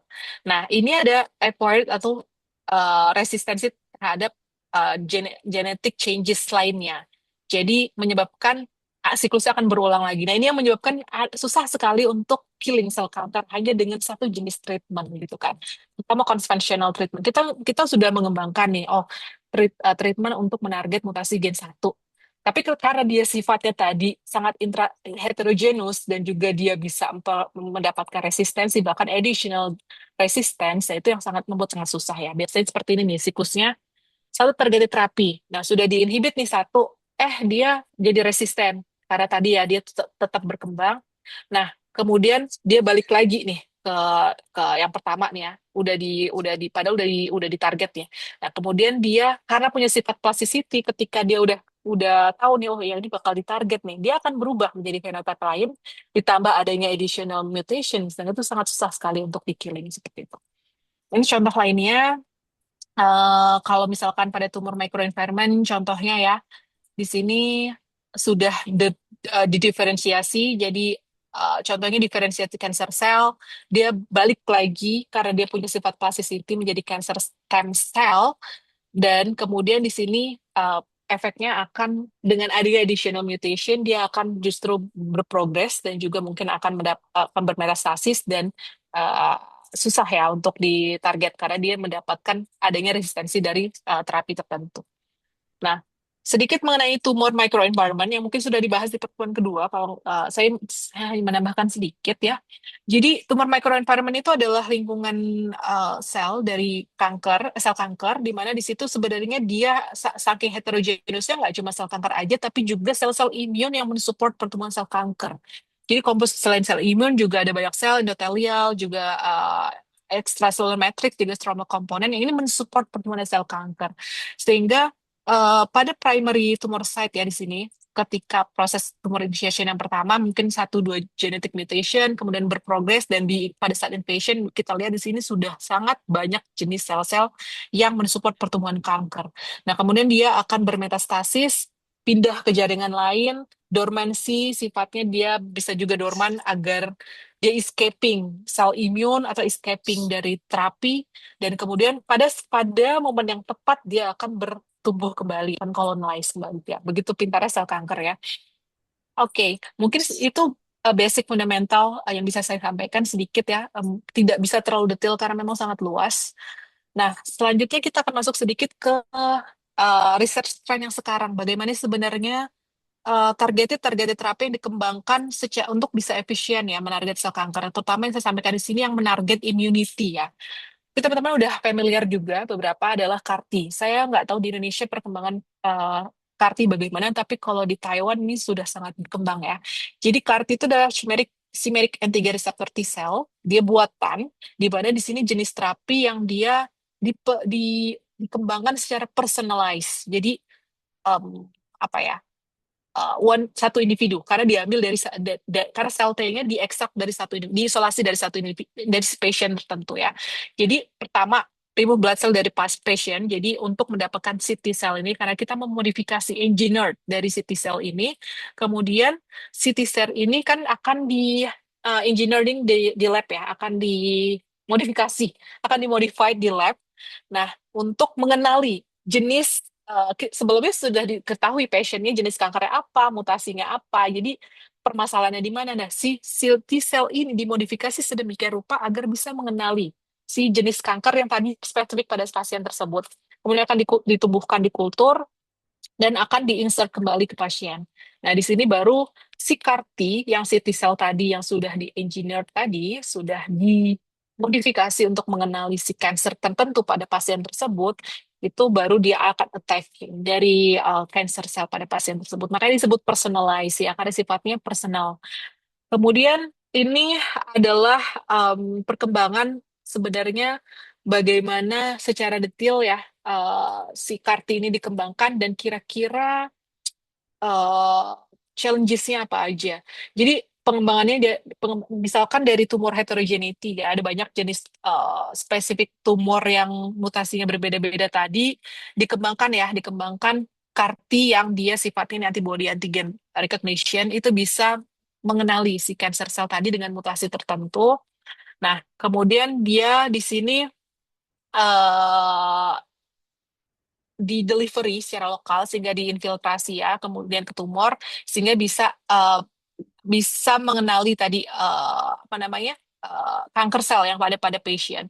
Nah ini dan ini juga ada banyak ya pengembangannya juga dimodified dengan nggak cuma CAR-T terapi tapi juga misalkan penggunaan terapi anti PD-1 dan PD-L1 saya akan jelaskan selanjutnya dan juga banyak terapi-terapi imunoterapi lainnya. Jadi sebenarnya prinsipal dari cancer immunotherapy itu adalah memanfaatkan sel-sel imun yang tadinya sebenarnya mereka support kanker ya. Kalau saya bilang tadi kan tumor microenvironment ataupun si dibodohi oleh sel kanker sehingga dia bisa escaping dari eliminasi sistem imun. Nah, di sini sistem imunnya di-engineered, gimana caranya bisa kembali mengenali sel kanker. Basically seperti itu.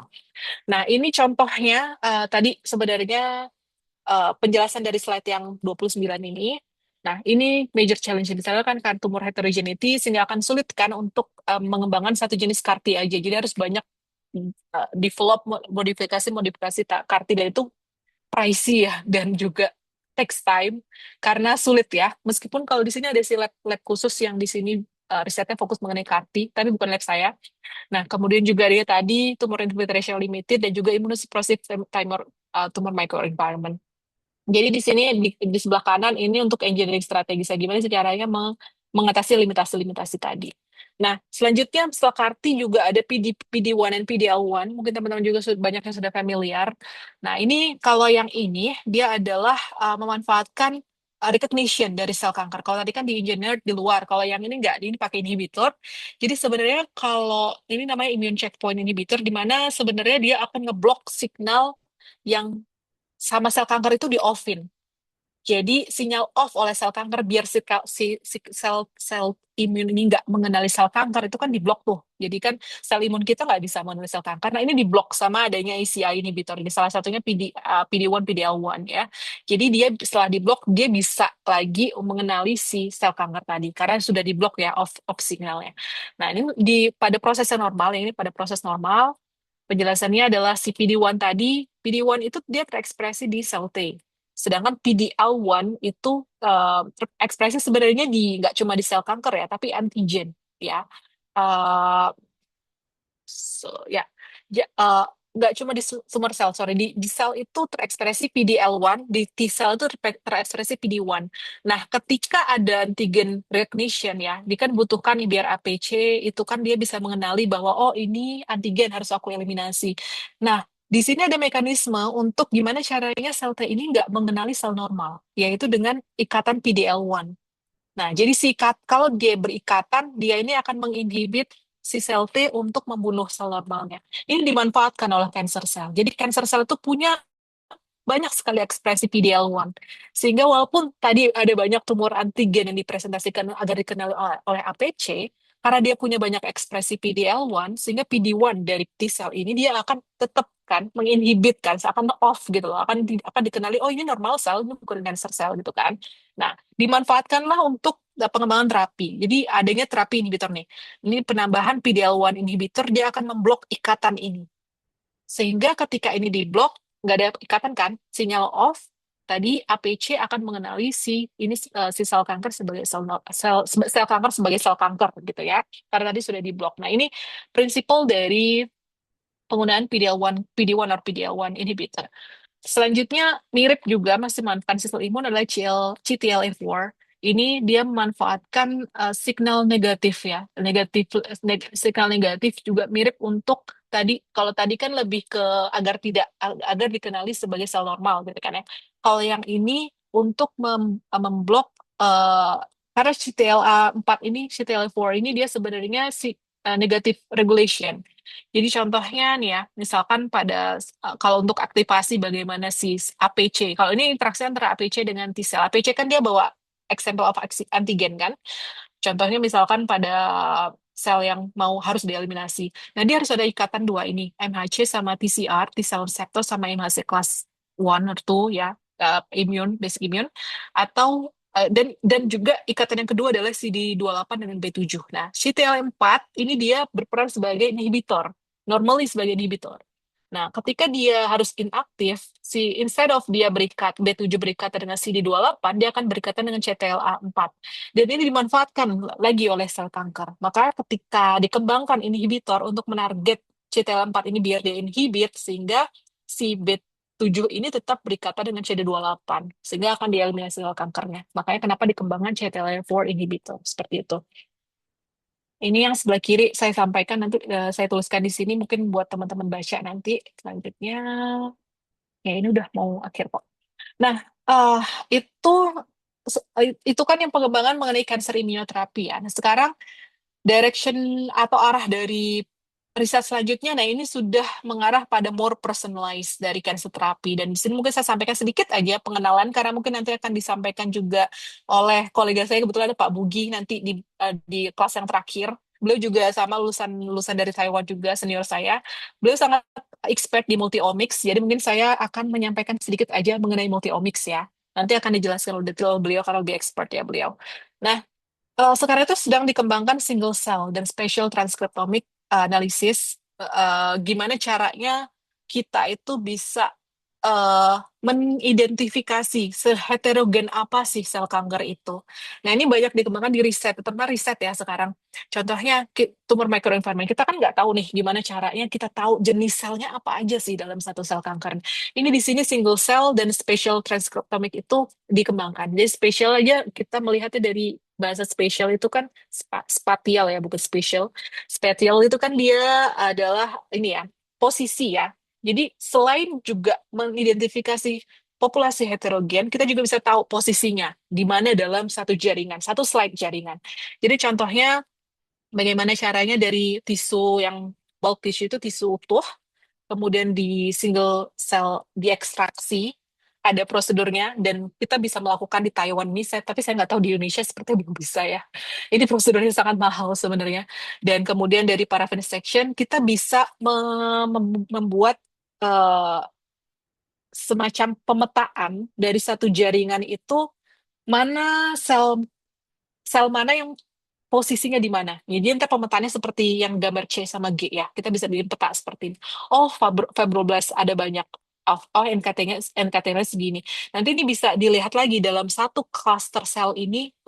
Oh, fibroblast dan mast cell misalkan dia ada banyak terkonsentrasi di epitelial, sel epitelial. Oh, di myeloid dia banyak kan jenis lain seperti itu. Dan dari sini nanti kita bisa identifikasi lagi secara single cell, kira-kira dalam single cell itu dalam artian berarti satu sel ya, bukan bukan jaringan luas gitu.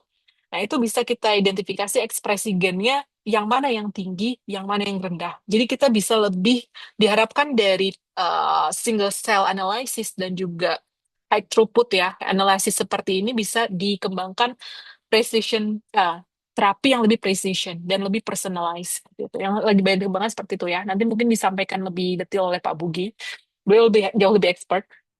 Dan yang terakhir ini, slide saya yang terakhir, ini clinical application-nya. Tadi kaitannya dengan tadi, jadi sebenarnya ini mau bikin profiling ya. Gimana caranya tadi kita memetakan, jadi contohnya pada satu jaringan di probing untuk immunofluorescence, kita bisa melihat profil spesialnya. Kira-kira posisi di satu jaringan mana yang highly regulated atau overexpress gen tertentu yang kita inginkan gitu kan, kita ingin lihat gitu kan, dan mana yang lain gitu ya. Jadi dari data ini nanti outputnya bisa diintegrasikan dengan machine learning.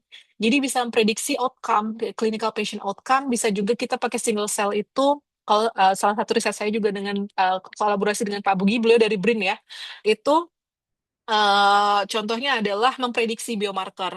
Jadi dari data ini kita bisa memprediksi biomarker ataupun kombinasi drug treatment. Kira-kira kalau untuk pasien ini, oh kombinasi drug treatmentnya lebih baik yang lebih probability-nya lebih tinggi untuk sukses itu yang mana. Tapi baru baru prediction ya, buat screening sih sebenarnya nanti biar klinisi itu lebih mudah untuk meng-screening kira-kira treatment yang tepat untuk patient tersebut apa gitu kan. Jadi bisa dikombinasikan dengan machine learning, jadi juga data-data bisa publish, bisa buat assess biomarker, bisa buat identify targetable cell interaction. Contohnya tadi, oh kayaknya kita bisa pakai PDL1 deh, ini lebih tepat, atau ini karena ada T-cell exhaustion, misalkan seperti itu.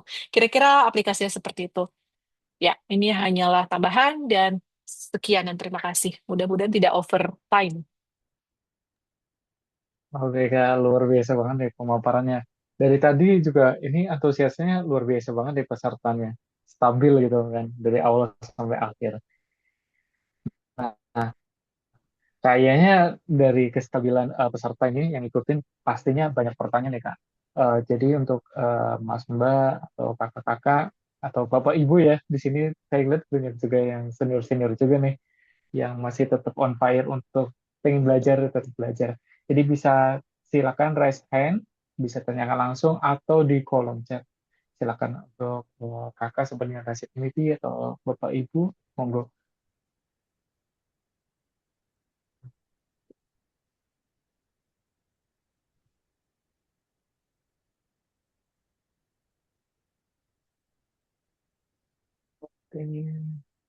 Dari Pak Jember. Silakan bisa open mic, Kak. Oke, selamat malam Kak Selvi. Sebenarnya perkenalkan nama saya Ya, Jembar. selamat malam. Saya Eh stop screen dulu. ya, sebenarnya dari kemarin saya nanyain di bidang bioinformatiknya karena saya seorang bioinformatik ya. Jadi, tapi sebelum ke pertanyaan bioinformatiknya, saya mau nanya tadi yang sel cancer banyak memilih jalur laktat gitu. Saya penasaran apakah ketika banyak sel cancer menumpuk di satu jaringan, apakah memang akan terjadi penumpukan laktat juga? Karena setahu saya juga laktat tidak bisa terlalu banyak dan lama-lama di satu jaringan kan. Dan misal begitu, apakah implikasinya nanti bisa diprediksi, misal, oh ada terjadi penumpukan laktat nih, atau ada simptom yang menunjukkan ada penumpukan laktat, bisa jadi di situ ada cancer gitu. Itu pertanyaan pertama. Yang kedua, sebenarnya di bagian part terakhir tadi tentang spatial analysis yang single cell RNA. Sebenarnya melanjutkan di kemarin saya menanyakan untuk di eh, pada saat uji coba secara in silico itu nanti proses validasi di labnya tuh seperti apa gitu kan ke di pertemuan kedua kemarin. Cuman di sini saya lebih menanyakan apakah memang sebagian besar arah penelitian itu mengarah ke single cell RNA dan spasial analisis kayak seperti itu karena melihat beberapa paper yang muncul dan beberapa pertanyaan dari teman-teman sebenarnya saya undergraduate tapi banyak teman-teman S2 yang menanyakan bagaimana sih cara menggunakan analisa ini. Pas saya cek juga analisa ini cukup berat kan karena datanya yang cukup berlapis-lapis matriksnya dia 3 dimensi kalau nggak salah matriksnya H5AD itu. Apakah memang ke arah situ dan kalau boleh tahu di Indonesia sebenarnya ada nggak sih pengembangan seperti ini sendiri atau kita mengambil model yang udah ada gitu. Kayak contohnya kemarin saya bilang dari Art Institute yang dia buat dari state di mana itu seperti sel digital yang dimana buat tahu waktu perturbasinya dengan populasi tertentu yang udah ada percobaan yang berbeda-beda gitu contohnya. Dari saya sekian, mungkin bisa dijawab dulu. Ya, Iya. baik. Terima kasih ya pertanyaannya. Yang pertama mengenai penumpukan laktat ya. Benar banget tadi. Makanya kenapa metabolic reprogramming itu jujur dia kalau nggak salah berkembang setelah 2010 ya. Jadi Warburg effect itu meskipun Warburg effect-nya udah lama ditemukan tapi masuk ke hallmark of cancer-nya setahu saya itu setelah 2010. Setahu saya ya, karena saya terakhir belajar 2010 bukan terakhir. Pertama belajar hallmark of cancer itu belum ada seingat saya ya. Jadi memang selagi banyak ditarget dan mengenai tadi penumpukan laktat ya. Jadi memang itulah uniknya sel kanker. Kenapa dia prefer aerobic glycolysis? Karena dia butuh laktat, dia butuh pH yang ini berdasarkan yang saya ketahui ya. Saya nggak riset tentang ini kebetulan, tapi berdasarkan yang saya pelajari selama ini di sini dia butuh pH yang mendukungnya acid itu mendukung tumor microenvironment. Jadi kenapa si laktat tadi itu dimanfaatkan oleh dia untuk mensupport pertumbuhan microenvironment-nya. Ya, instead of dia pakai oxidative phosphorylation. Padahal kan kalau kita pikir kan itu energinya sedikit cuma 4 kan dibandingkan dengan eh dibandingkan dengan kalau kita pakai oxidative phosphorylation kan 36 ya ATP normally lah normally ya. Jadi memang dan mengenai marker itu banyak banget juga sekarang dikembangkan mengenai riset-riset yang menarget metabolic reprogramming. Karena tidak hanya membicarakan mengenai bagaimana glukosa itu dikonvert tapi juga bagaimana sintesis dari jalur lain kayak yang tadi saya sampaikan protein, lipid. Jadi dia menurut saya cancer cell itu sangat serakah ya dia menggunakan berbagai jalur sintesis yang possible untuk menguntungkan dia, gitu kan. Nah, itu lagi banyak banget. Ada teman saya, rekan saya, junior sih sebenarnya, dia juga meneliti mengenai tadi, apakah bisa digunakan market. Tapi sepertinya tidak, kalau untuk lactate saja itu cukup terlalu general, karena kan kompleks ya sebenarnya metabolic pathway itu kan sangat kompleks. Mungkin teman-teman paham juga kayak siklus Krebs segala macam dan juga siklus nukleotide. Nah, itu sebenarnya yang lagi banyak dikembangkan. Jadi mengenai marker tadi benar sekali, tidak hanya laktat, tapi apapun itu yang outcome-nya dari metabolic reprogramming dari si cancer cell. Itu lagi banyak dikembangkan sekarang buat entah dia ditarget sebagai terapi, itu saya kurang paham juga perkembangannya, nggak terlalu ngikutin, atau dia sebagai marker benar. Nah, itu ya. Jadi itu pertama-tama. Yang kedua, tadi mengenai spatial omics ya. Tadi kalau sebenarnya saya agak kurang menangkap semuanya pertanyaannya. Nanti mungkin bisa ditambahkan ya kalau belum jelas. Nah, apakah bagaimana yang pertama pertanyaan kalau nggak salah bagaimana validasinya? Benar tadi spatial omics itu kan sifatnya so far itu kan ke prediktif ya. Jadi kalau mungkin kalau mau kalau yang lagi di Indonesia karena saya kurang paham perkembangan di Indonesia. Saya sudah lama nggak di Indonesia, soalnya dari 2022 kan saya pergi. Dan tapi salah satu, setahu saya, salah satu yang pulang dan mengembangkan itu adalah Pak Bugi. Nanti mungkin kalau misalnya sangat curious bisa ikut kelasnya beliau yang terakhir. Itu beliau juga sama lulusan di sini juga 4 tahun di atas saya, 4 tahun di atas saya. Dan beliau baru pulang tahun lalu. Jadi sangat fresh dan beliau sekarang lagi mengembangkan lab yang fokusnya di brain itu ke spatial omics kan memang expertise beliau di single cell. Disertasi beliau itu tinggal single cell. Dan eh, yang lagi beliau kembangkan kebetulan juga kolaborasi dengan saya, dengan kampus saya kan sekarang lagi buka, kita lagi buka jalan gitu kan untuk mengembangkan ini Indonesia. Itu adalah so far sih baru pakai publish dataset. Jadi yang benar tadi bioinformatics yang ada di website yang sudah sudah dideposit ya dari riset lain, karena setahu saya sangat mahal dan kalau kita mau melakukan single cell extraction sendiri gitu kan, setahu saya kalau saya nggak salah ngobrol dengan Pak Bugi itu belum ada, tapi nggak tahu ya update-nya sekarang ya. Kalau di sini kami melakukan single cell sendiri. Jadi sebenarnya sending ke company sih, cuma memang preparasi sampel sendiri dan itu sangat kompleks. Itu kalau mau menggunakan mau benar-benar melakukan ekstraksi single cell dari jaringan yang kita punya nih misalkan. Nah, kalau yang saya lakukan sekarang sama Pak Bugi, so far itu kami baru analyze dari publish dataset. Jadi dataset yang udah ada dari single cell yang sudah ada di NCBI ya biasanya atau di banyaklah itu kan kalau di biasa kalau cancer pakai TCGA juga bisa itu ekstra download data dari situ dan itu yang dianalisis. Nah, untuk experimental validation-nya caranya bisa kita contohnya kalau kalau kami rencananya dapat sampel pasien, either itu solid tumor ataupun blood cancer gitu kan. Nanti kita analisis bulk bulk itu RNA extraction biasa, tapi itu tidak single cell sih. Karena ya itu kalau di Indonesia sangat mahal banget risetnya. Saya nggak tahu apakah Indonesia bisa bisa memberikan funding sebesar itu. Karena untuk ukuran Taiwan pun itu sangat mahal. Tapi kan di sini fundingnya besar-besar ya. Kalau di sini ya kita ekstraksi sendiri. Itu buat experimental validation ya. Jadi selain kita analisis dari published data, saya di compare dengan sampel yang kita punya. Kita ekstraksi RNA-nya secara single cell itu ada sistem mekanismenya, ada pipeline-nya dia sendiri.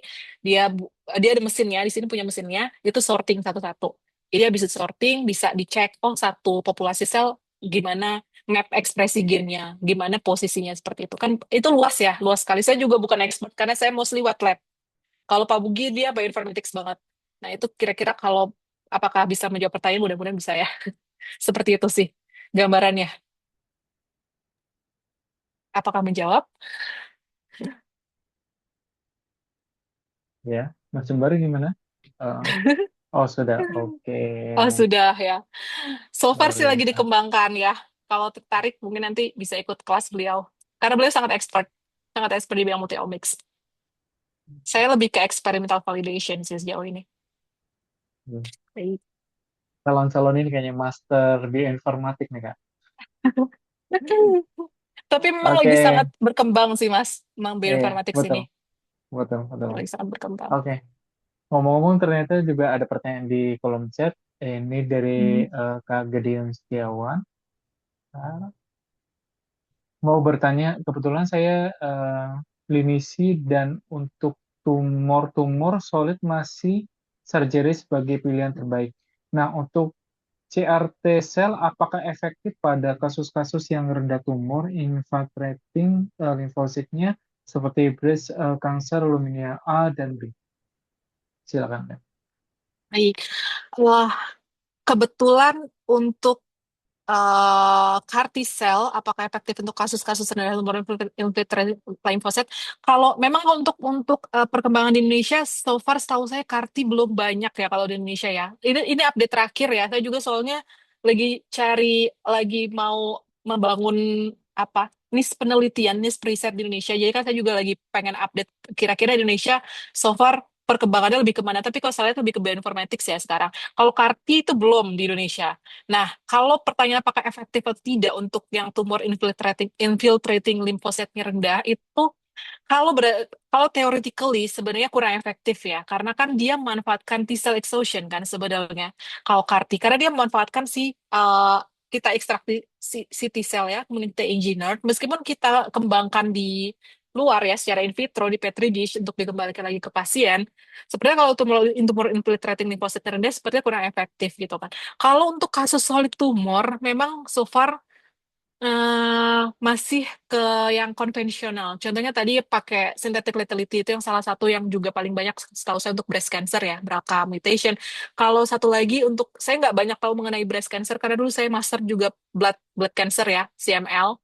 Nah itu mostly kan pakai tyrosine kinase inhibitor. Pokoknya udah paten-paten seperti itu sih. Tapi kan itu biasanya kalau mungkin eh, teman-teman tahu itu kan juga potensial untuk ini ya recurrent dan potensial untuk jadi resisten ya itu yang masih jadi problem kan sampai sekarang ya sebenarnya lebih ke karena sifatnya heterogeneous sih jadi sebenarnya kalaupun CAR-T dia cuma single terapi kalau setahu saya pun pasti kurang efektif kalau dia punya acquired genetic mutation yang lain gitu kan misalkan yang tidak bisa di cover dengan si CAR-T yang udah kita engineer tadi saking heterogeneousnya makanya sekarang kan lagi banyak perkembangan personalized itu sih karena ya itu biar kita tahu targeting apa sih yang most potensial gitu kan itu mudah-mudahan bisa menjawab ya jadi kalau yang tumor infiltrasi lymphocyte ini sepertinya kurang efektif ya so far kalau theoretically berdasarkan CAR-T-nya teori CAR-T-nya seperti itu mudah-mudahan menjawab pertanyaan. Oke, Kak Gideon gimana? Apakah ada tanggapan?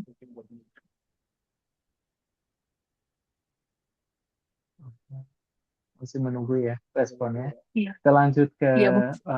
pertanyaan dari Kak Salma Ulima Azalia. Oh, panjang banget ya. Saking interestnya nih. Saking interestnya kan panjang banget nih. Oke, Nah, yang saya pertama sambil itu, baca. iya Kak.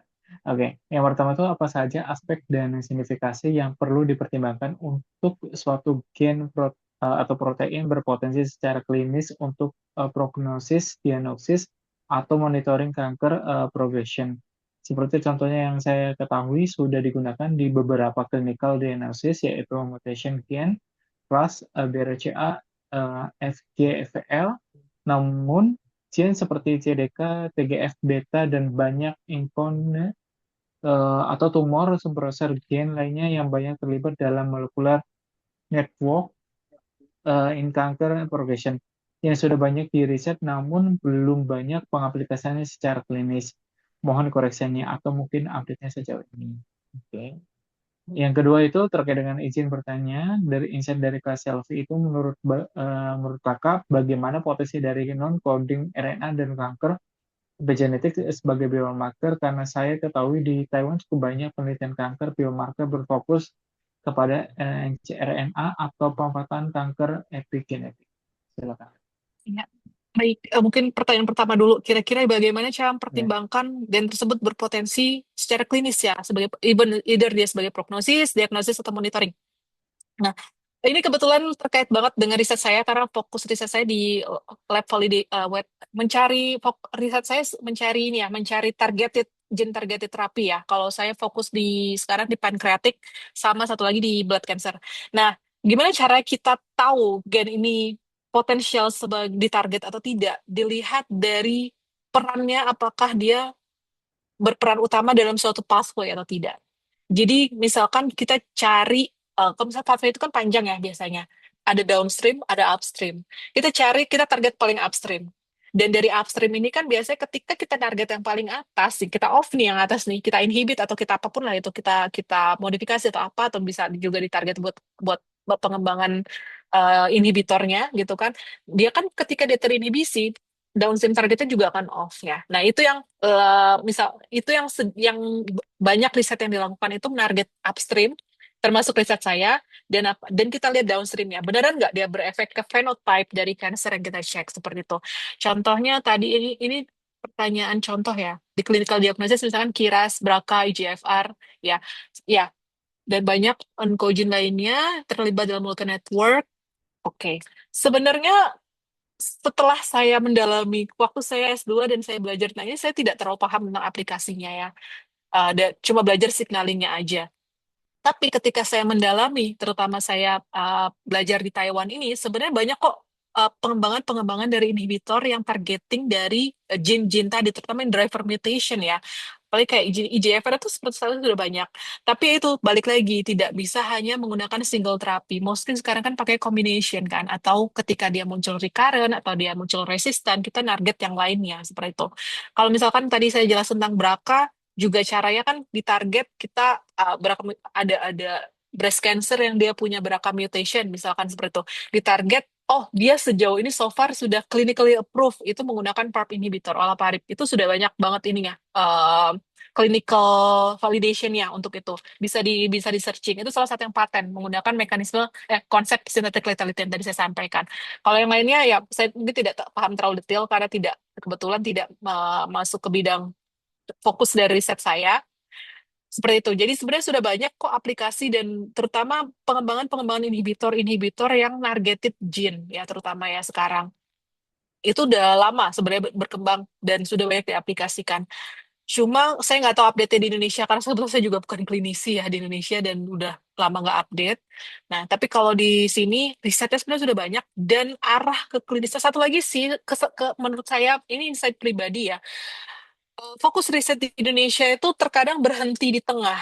Kalau yang saya pelajari so far saya menjadi mahasiswa dan menjadi dosen Indonesia, banyak riset karena kita kadang terkendala funding sih itu salah satunya.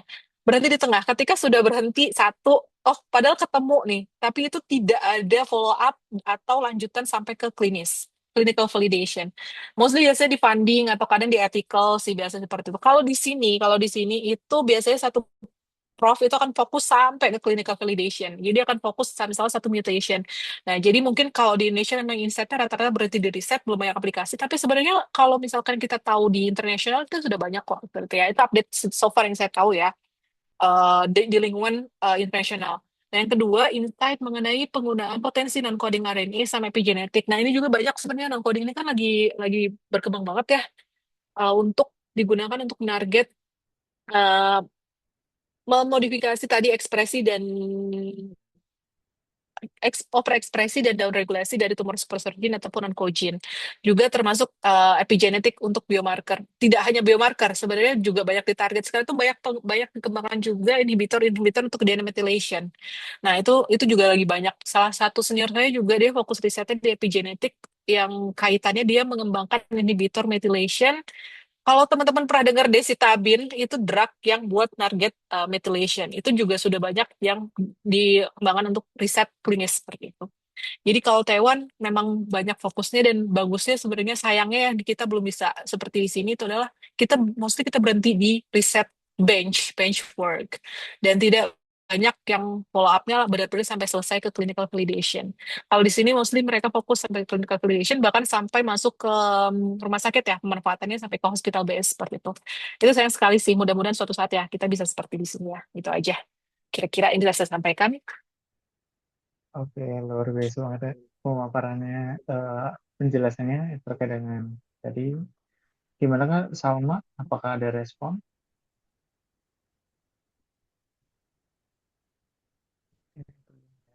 Kita lanjut ke Kak Aulia.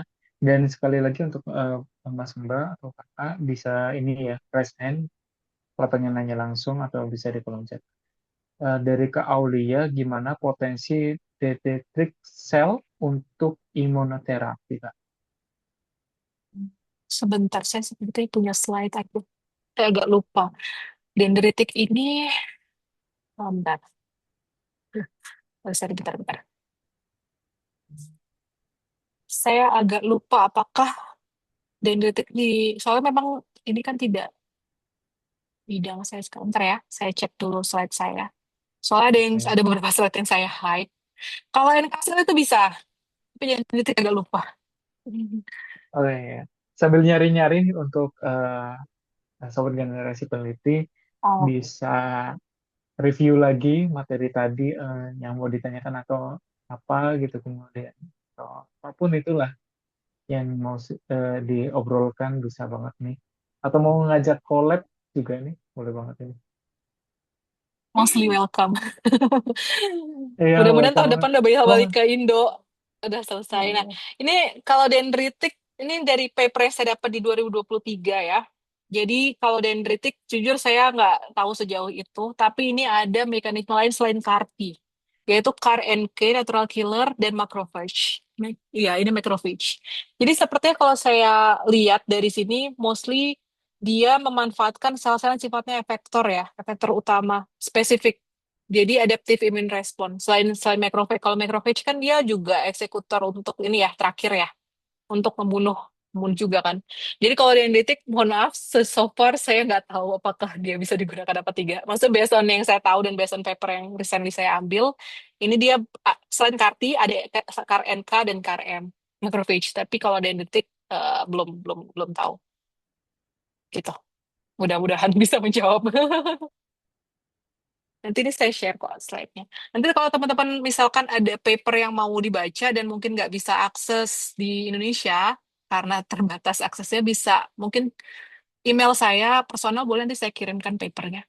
Soal paper-paper yang saya pakai sebagai referensis dari materi hari ini tuh paper-paper yang bagus sih kayak nature based gitu, cell based gitu kan.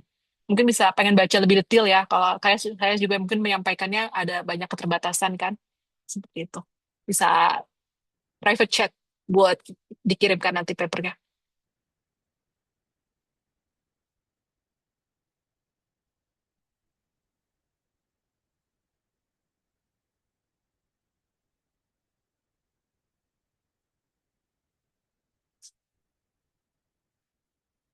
Eh, dari saya sekian. Ada pertanyaan lagi? Kayaknya Mas moderator kayaknya masih mute. Makanya hening. sorry Kak. Saya Kayaknya sambil hening. ngetek juga nih chat-chatannya gitu kan. Apa ada yang nanya gitu kan. Enggak. Ternyata masih masih ini juga ya, masih kebet-kebet juga gitu kan. Hmm. Masih kebet-kebet primbonnya yang mau ditanyakan apa gitu kan. Mohon maaf, itu chatnya di disable ya sepertinya. Oh, enggak. Oh iya, disable, Mas.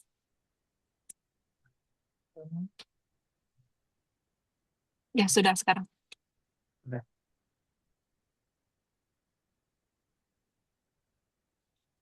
Oke, silakan untuk rekan sobat generasi peneliti bisa raise hand atau nanya kalau ngecek. Kak, kalau mau kontak narasumber kemana Kak? Mana nih Kak? Boleh dikasih kontaknya aja, Mas? Atau Boleh, boleh. nanti di slide saya sih ada email. Mungkin saya tambahkan kontak WhatsApp ya. Kalau email kan mungkin takut slow respon. Oke, oke. Nanti Boleh, saya boleh Kak. tambahkan di slide saya. Saya tambahkan Oke. informasi di slide saya. Ini mungkin mau diskusi lebih lanjut. Tapi mohon maaf kalau saya juga banyak keterbatasan ya. Karena ini sebenarnya nggak semuanya fokus riset saya ya. Saya ke DNA damage dan cell cycle sih sebenarnya. Kalau yang lain cuma belajar teori. Jujur cuma belajar teori. Ya, sama-sama belajar kok Kak di sini semuanya. Oke, apakah ada pertanyaan atau ada yang mau dikonsultasikan ya? Boleh banget. Atau mau tips buat lanjut S3 di sana mungkin. Tapi kan kalau buat riset medis, saya rekomen sih. Ternyata di Taiwan underrated ya. Soal dulu saya pengen ke Jepang, karena saya waktu itu pernah exchange ke Jepang kan. Ternyata dapat di Taiwan, scholarship-nya juga mereka offer. Jadi udah berangkat mumpung dapat scholarship dan LOA langsung sepaket. Ternyata di sini 11-12 lah dengan Jepang. Fasilitasnya juga kan. Fasilitasnya, terus apa ilmunya yang berkembang juga sih. Prof-profnya. Mostly di sini kiblatnya ke US ya, kalau di sini. Jadi kalau misalnya ada yang mau lanjut, program saya Yes. juga meng-offer fast track loh dari undergrad, lulusan undergrad langsung ke PhD. Dan sudah sepaket sama beasiswa. Jadi kalau misalnya juga mau nanya-nanya beasiswa atau study in Taiwan, mostly welcome. Ya. Oke, luar biasa banget nih info-infonya. Booster juga buat yang mau studi lanjut. Dan mereka nggak minta TOEFL tinggi kok, nggak kayak Europe. Kalau Europe kan minta IELTS-nya 7 ya biasanya. Di sini cuma minta 5,5. 5,5 ke 6 itu aman. ITP paling 500 sekian. Standar lah, standar. Nggak yang tinggi-tinggi banget. Oke, dari Kak Tidian nih. SD harus onsite ya. Iya. PhD on site. Kalau Kalau kalau misalnya udah kerja, kalau kayak saya tugas belajar. Kalau saya karena PNS ya, tugas belajar jadinya. Itu paling optionsnya. Tapi banyak yang di Indonesia, di Taiwan yang nggak mau balik ke Indonesia. oh iya, Karena wah, offering salary-nya tinggi. Saya juga agak tergoda, tapi saya PNS ya udah harus pulang. Salary-nya tinggi banget mereka offeringnya. Nggak kayak kita. Terus kalau bahasa Taiwan ya, kalau buat postgrad nggak. Dan di sini sangat English friendly, lebih English friendly daripada Jepang. Jadi mau kemana-mana, mau daily life saya nggak bisa bahasa Mandarin, beginner kayak saya, paling cuma bisa dikit-dikit doang. Tapi bisa survive. Kalau buat undergrad biasanya wajib bisa Mandarin sih, karena ada ininya sendiri, ada persiapannya sendiri, kelas persiapan. Tapi kalau postgrad, master itu aman, English English teaching semua sini. Termasuk orang-orangnya juga mereka bisa bahasa Inggris, terutama di Taipei ya, di kota besar.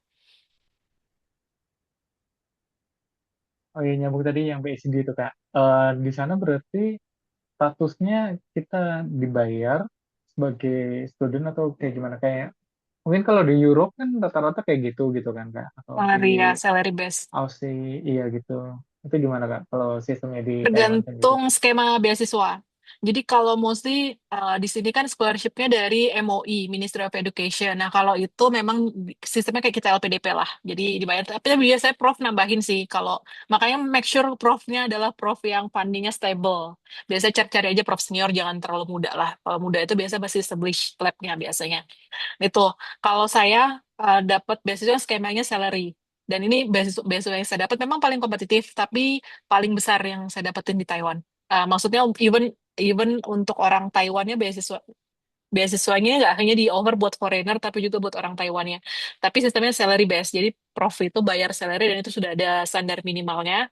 Jadi kalau sebenarnya kenapa tulisan saya di CV saya tadi PhD-nya di NYCU National Yang Ming Chiao Tung dan Akademia Sinika, karena sebenarnya saya risetnya di Akademia Sinika. Akademia Sinika itu bukan universitas, dia adalah semacam BRIN.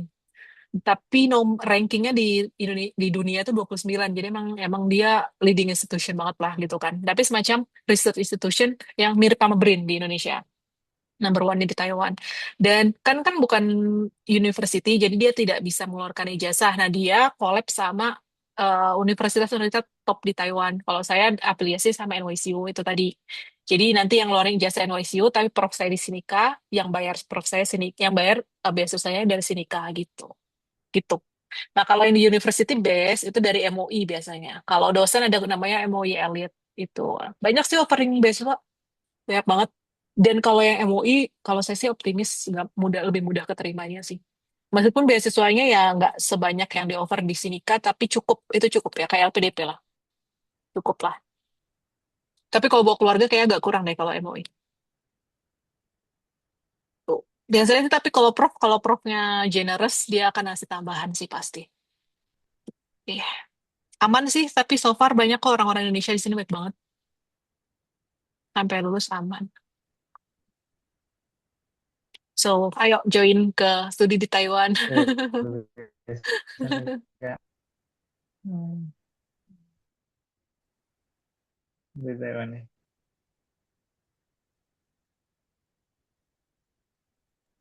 Izin Ini masih Pak ya, Dadan, ini ya masih izin Pak Dadan.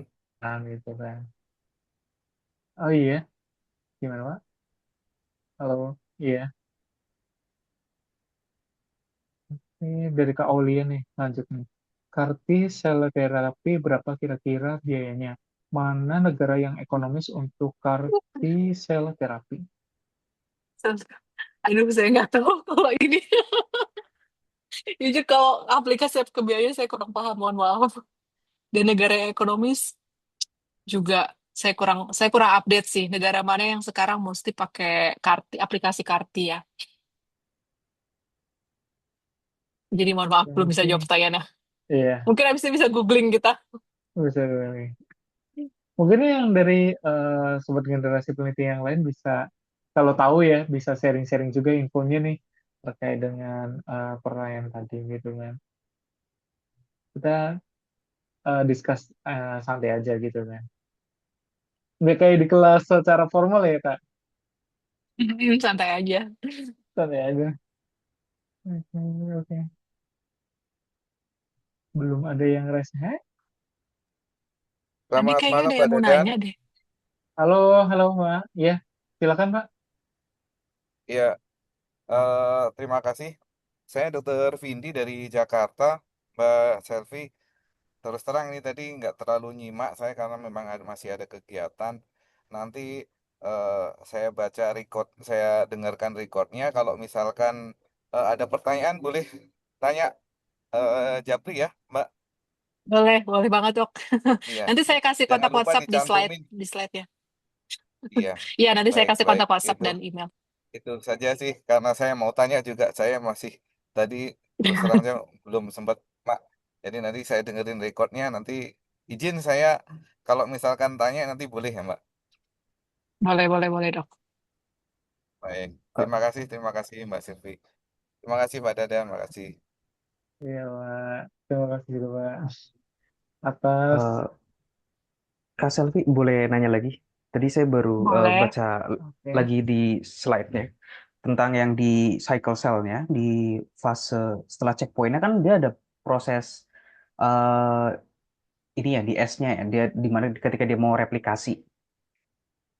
Di situ kan Ya. misal ada kesalahan DNA-nya, biasanya dilakukan perbaikan. Nah, saya juga pernah baca paper tuh tentang mismatch repair DNA, di mana ada kasus kejadian cancer karena MMR-nya yang bermasalah malah. Nah, kalau di situ perbedaan dengan cancer pada umumnya, apakah dia lebih sporadik atau bagaimana Kak sebenarnya? Dan cara analisanya Jadi, juga bagaimana sejauh ini? jadi tadi kaitannya sama, saya nggak punya slide yang detail tentang DNA damage ya. Baik, jadi pertanyaannya tadi ke kalau misalkan dia problemnya di mismatch ya. Mismatch itu berarti dia masuk ke DNA single strand damage. Nah, apakah dia lebih sporadik atau tidak? Nah, mungkin satu hal yang perlu ditekankan dulu adalah cancer itu adalah penyakit yang sangat kompleks. Jadi, kalau misalkan kita mau stated apakah dengan satu damage di mismatch, apakah dia lebih sporadik dibanding yang lain, itu sepertinya saya tidak bisa memberikan konklusi. Karena Maaf Kak, gimana? di MMR-nya, yang damage malah MMR-nya, mismatch repair-nya. Oke, oke, berarti mekanisme dari MMR repair-nya ya, Iya, yang ha. dipertanyakan apa aja. Baik. Nah, jadi ya baik basically kalau misalkan ada damage apapun di DNA damage repair pathway, kalau tadi kan siapa nih Mas Jembar ya. Nah, itu kan fokusnya di target di mismatch. Kalau mismatch itu kan dia adalah eh, kita ngomongin damage-nya dulu ya. Damage di satu eh, bahasa ya biasanya. Ada bahasa yang dia mismatch gitu kan. Sehingga dia akan mengekspresikan protein yang berbeda based on satu single mutation yang mismatch tadi. Betul kan ya? Itu dulu ya, Iya betul. yang dipahami ya. Betul. Nah, berarti ada satu single mutation itu kan harusnya bisa terdeteksi dengan repairing mekanismenya kan dari si mismatch repair itu kan, ya kan? Tapi ketika ada defect di mismatch repair-nya, sehingga satu basa mutation itu dia tidak bisa terdeteksi, sehingga dia akan tetap terekspresi dengan membawa mismatch. Gitu dulu ya. Benar kan ya? Kita samakan persepsi dulu nih. Betul kan? Nah, Iya betul. balik lagi. apakah tadi mismatch-nya itu terjadi pada menghasilkan outcome-nya gen yang apa? Kalau di outcome-nya dia driver mutation, contoh driver mutation apa? Contoh adalah yang lagi saya teliti adalah Jack2V617F. Itu dia ada bukan mismatch ya. Oh, dia mismatch. Dia mismatch berubah satu point mutation dari yang harusnya dia mengekspresikan asam amino 617 PF, valin, dia berubah jadi fenilalanin. Itu dia sangat fatal. Kenapa? Karena dia driver mutation dari myeloproliferative MPN, myeloproliferative neoplasm, blood cancer. Nah, kalau dia terjadinya pada gene yang itu sudah diketahui dia justru jadi driver mutation, itu akan sangat fatal. Karena dia driver mutation. Tapi kalau dia terjadinya pada gene yang mungkin dia additional atau mungkin dia gene yang sifatnya Down syndrome target yang masih bisa di cover sama P53 di atasnya atau gene lainnya kan saya sampaikan tadi sangat kompleks kan. Mungkin masih bisa dia ditoleransi mutasinya seperti itu. Dan kalau bicarakan mengenai defect dari repairnya, sebenarnya kan balik lagi ya, defect repair itu kan dia sebenarnya repairingnya tidak spesifik gene ya kan. Dalam artian nggak spesifik cuma satu jenis mutasi ini aja yang di repairing, tapi apapun jenisnya, walaupun yang penting dia mismatch gitu kan. Kalau tadi dibicarakan mismatch ya gitu kan. Nah kalau misalkan dia defect, dia nggak bisa repair kebetulan gennya mutasinya di drivernya, ya sudah gitu kan. Berarti kan jadi sangat sporadis. Berarti kalau bisa disimpulkan depends on gene-nya apa yang pada saat itu dia terjadi mutasi gitu sih. Itu kalau kalau kalau insight dari saya sih seperti itu gitu. Apakah menjawab pertanyaan atau apakah ada sanggahan? Nggak apa-apa loh, kan diskusi. Oh, enggak sih, cuman sedikit berbeda dari saya cukup lupa sih dulu dokter siapa yang sempat menjelaskan karena waktu itu di pertemuan yang dibuat Prof Gunadi deh kalau nggak salah, ada salah satu dokter yang memaparkan kalau karena tubuh kita tuh sering terjadinya mutasi atau perubahan. Nah, tapi yang terjadi masalah ada di MMR-nya. Jadi lama-kelamaan akan ada akumulasi di mana terjadinya cancer waktu itu. Jadi memang fokus utamanya waktu itu dokter sebut di MMR-nya, bukan eh, di selnya kita sendiri gitu. Tapi karena pada dasarnya DNA kita sering mengalami mutasi entah karena radikal bebas atau D-dimer atau apapun itu, dan MMR-nya yang rusak, akhirnya terjadi cancer yang lumayan eh, berbeda sih. Cuman waktu itu marker fokusnya malah di MMR. Waktu itu Hmm. seperti itu sih yang saya ingat di seminarnya. Iya, iya. Jadi sebenarnya saya dapat ini deh. Maksud saya agak nyambung. Kenapa MMR kan jadi tadi yang ditarget ya jadi biomarker. Kenapa? Karena mutation yang paling, so far sih yang saya tahu mutation yang paling seringnya memang mismatch. Jadi kalau double strand break itu kan kayak dia probability-nya itu udah kalau udah parah banget gitu kan. Biasanya dia dari UV sih, UV juga bisa double strand. Kalau kami bikin model double strand break di sini kami pakai UV. Kalau single strand break di sini kami pakai buat model kami kan perlu model sel yang punya DNA damage kan. Itu biasa pakai hydrogen peroxide atau ROS ya, pakai agent yang bisa jadi ROS gitu kan. Nah, saya kayaknya nggak paham kenapa tadi targetnya mismatch repair-nya, karena mutasi yang paling sering itu adalah mismatch. Jadi kayak hampir selalu setiap kita replikasi DNA, itu pasti ada mutasi. Pasti ada mutasi. Problemnya adalah apakah repairing mekanismenya bekerja atau nggak di sel normal, gitu kan. Nah, makanya mungkin tadi targetnya MMR ketika dia defect, ya dia aja kayak first line-nya ya, first line mutation-nya kan ketika ada satu aja single mutation, dia nggak bisa deteksi apalagi yang lain gitu kan. Kayaknya itu deh arahnya ke situ kalau nggak salah. Saya agak nyambung sekarang. Kira-kira seperti itu. Jadi memang good biomarker sih karena ya mutasi yang paling sering ya pasti mismatch, pasti single mutation. Probability-nya gede banget itu. Ya, oke, Kak. Makasih banyak Kak sebelumnya. Oke. Karena ini juga ya Kak, waktunya ternyata sudah habis. Sudah Jadi mau jam 10 iya, di saya. oh iya Bisa Kak. cepat sejam soalnya.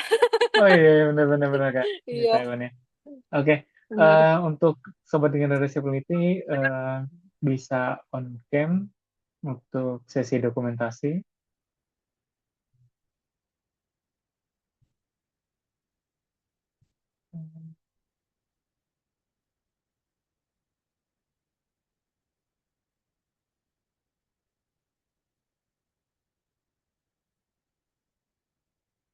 Oke, satu, dua, tiga.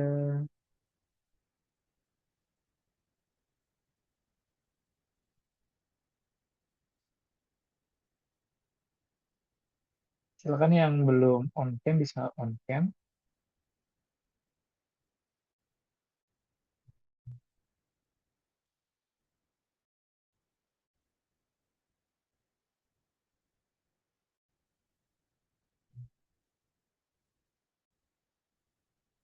Dua, tiga.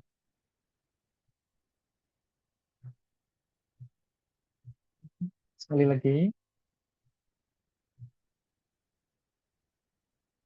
Satu, dua, tiga.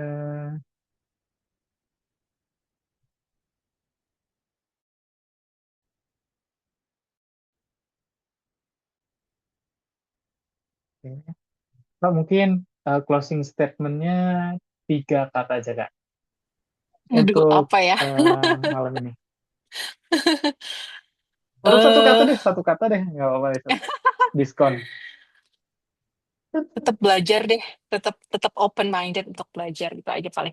Karena ilmu tuh berkembang terus. Oke, siap-siap, Kak. Terima kasih untuk closing statement-nya, discussion-nya, terus untuk Sobat Generasi Peneliti. Ternyata ini lintas generasi ya, dan semangatnya luar biasa banget ini. Iya, ini Cocok, sepertinya banyak cocok, senior ya cocok. di sini. Saya generasi Iya, milenial. Banyak Gen Z juga kayaknya. tapi tetap semangat untuk selalu update dengan keilmuan gitu kan. Luar biasa banget. Oke. Saya Dadang dari Generasi Peneliti selaku moderator pada kesempatan kali ini. Mohon maaf bila ada kesalahan kata. Tetap stay tune untuk beberapa hari ke depan ya. Dan ikut juga nanti kelas diskusi lainnya di Generasi Peneliti. Akhir kata, wassalamualaikum warahmatullahi wabarakatuh. Selamat istirahat, selamat baca-baca lagi materi yang tadi. Oke, terima kasih, Pak Dok. Gitu. Monggo untuk Sobat Generasi Peneliti bisa. Ya. Terima kasih, sama-sama.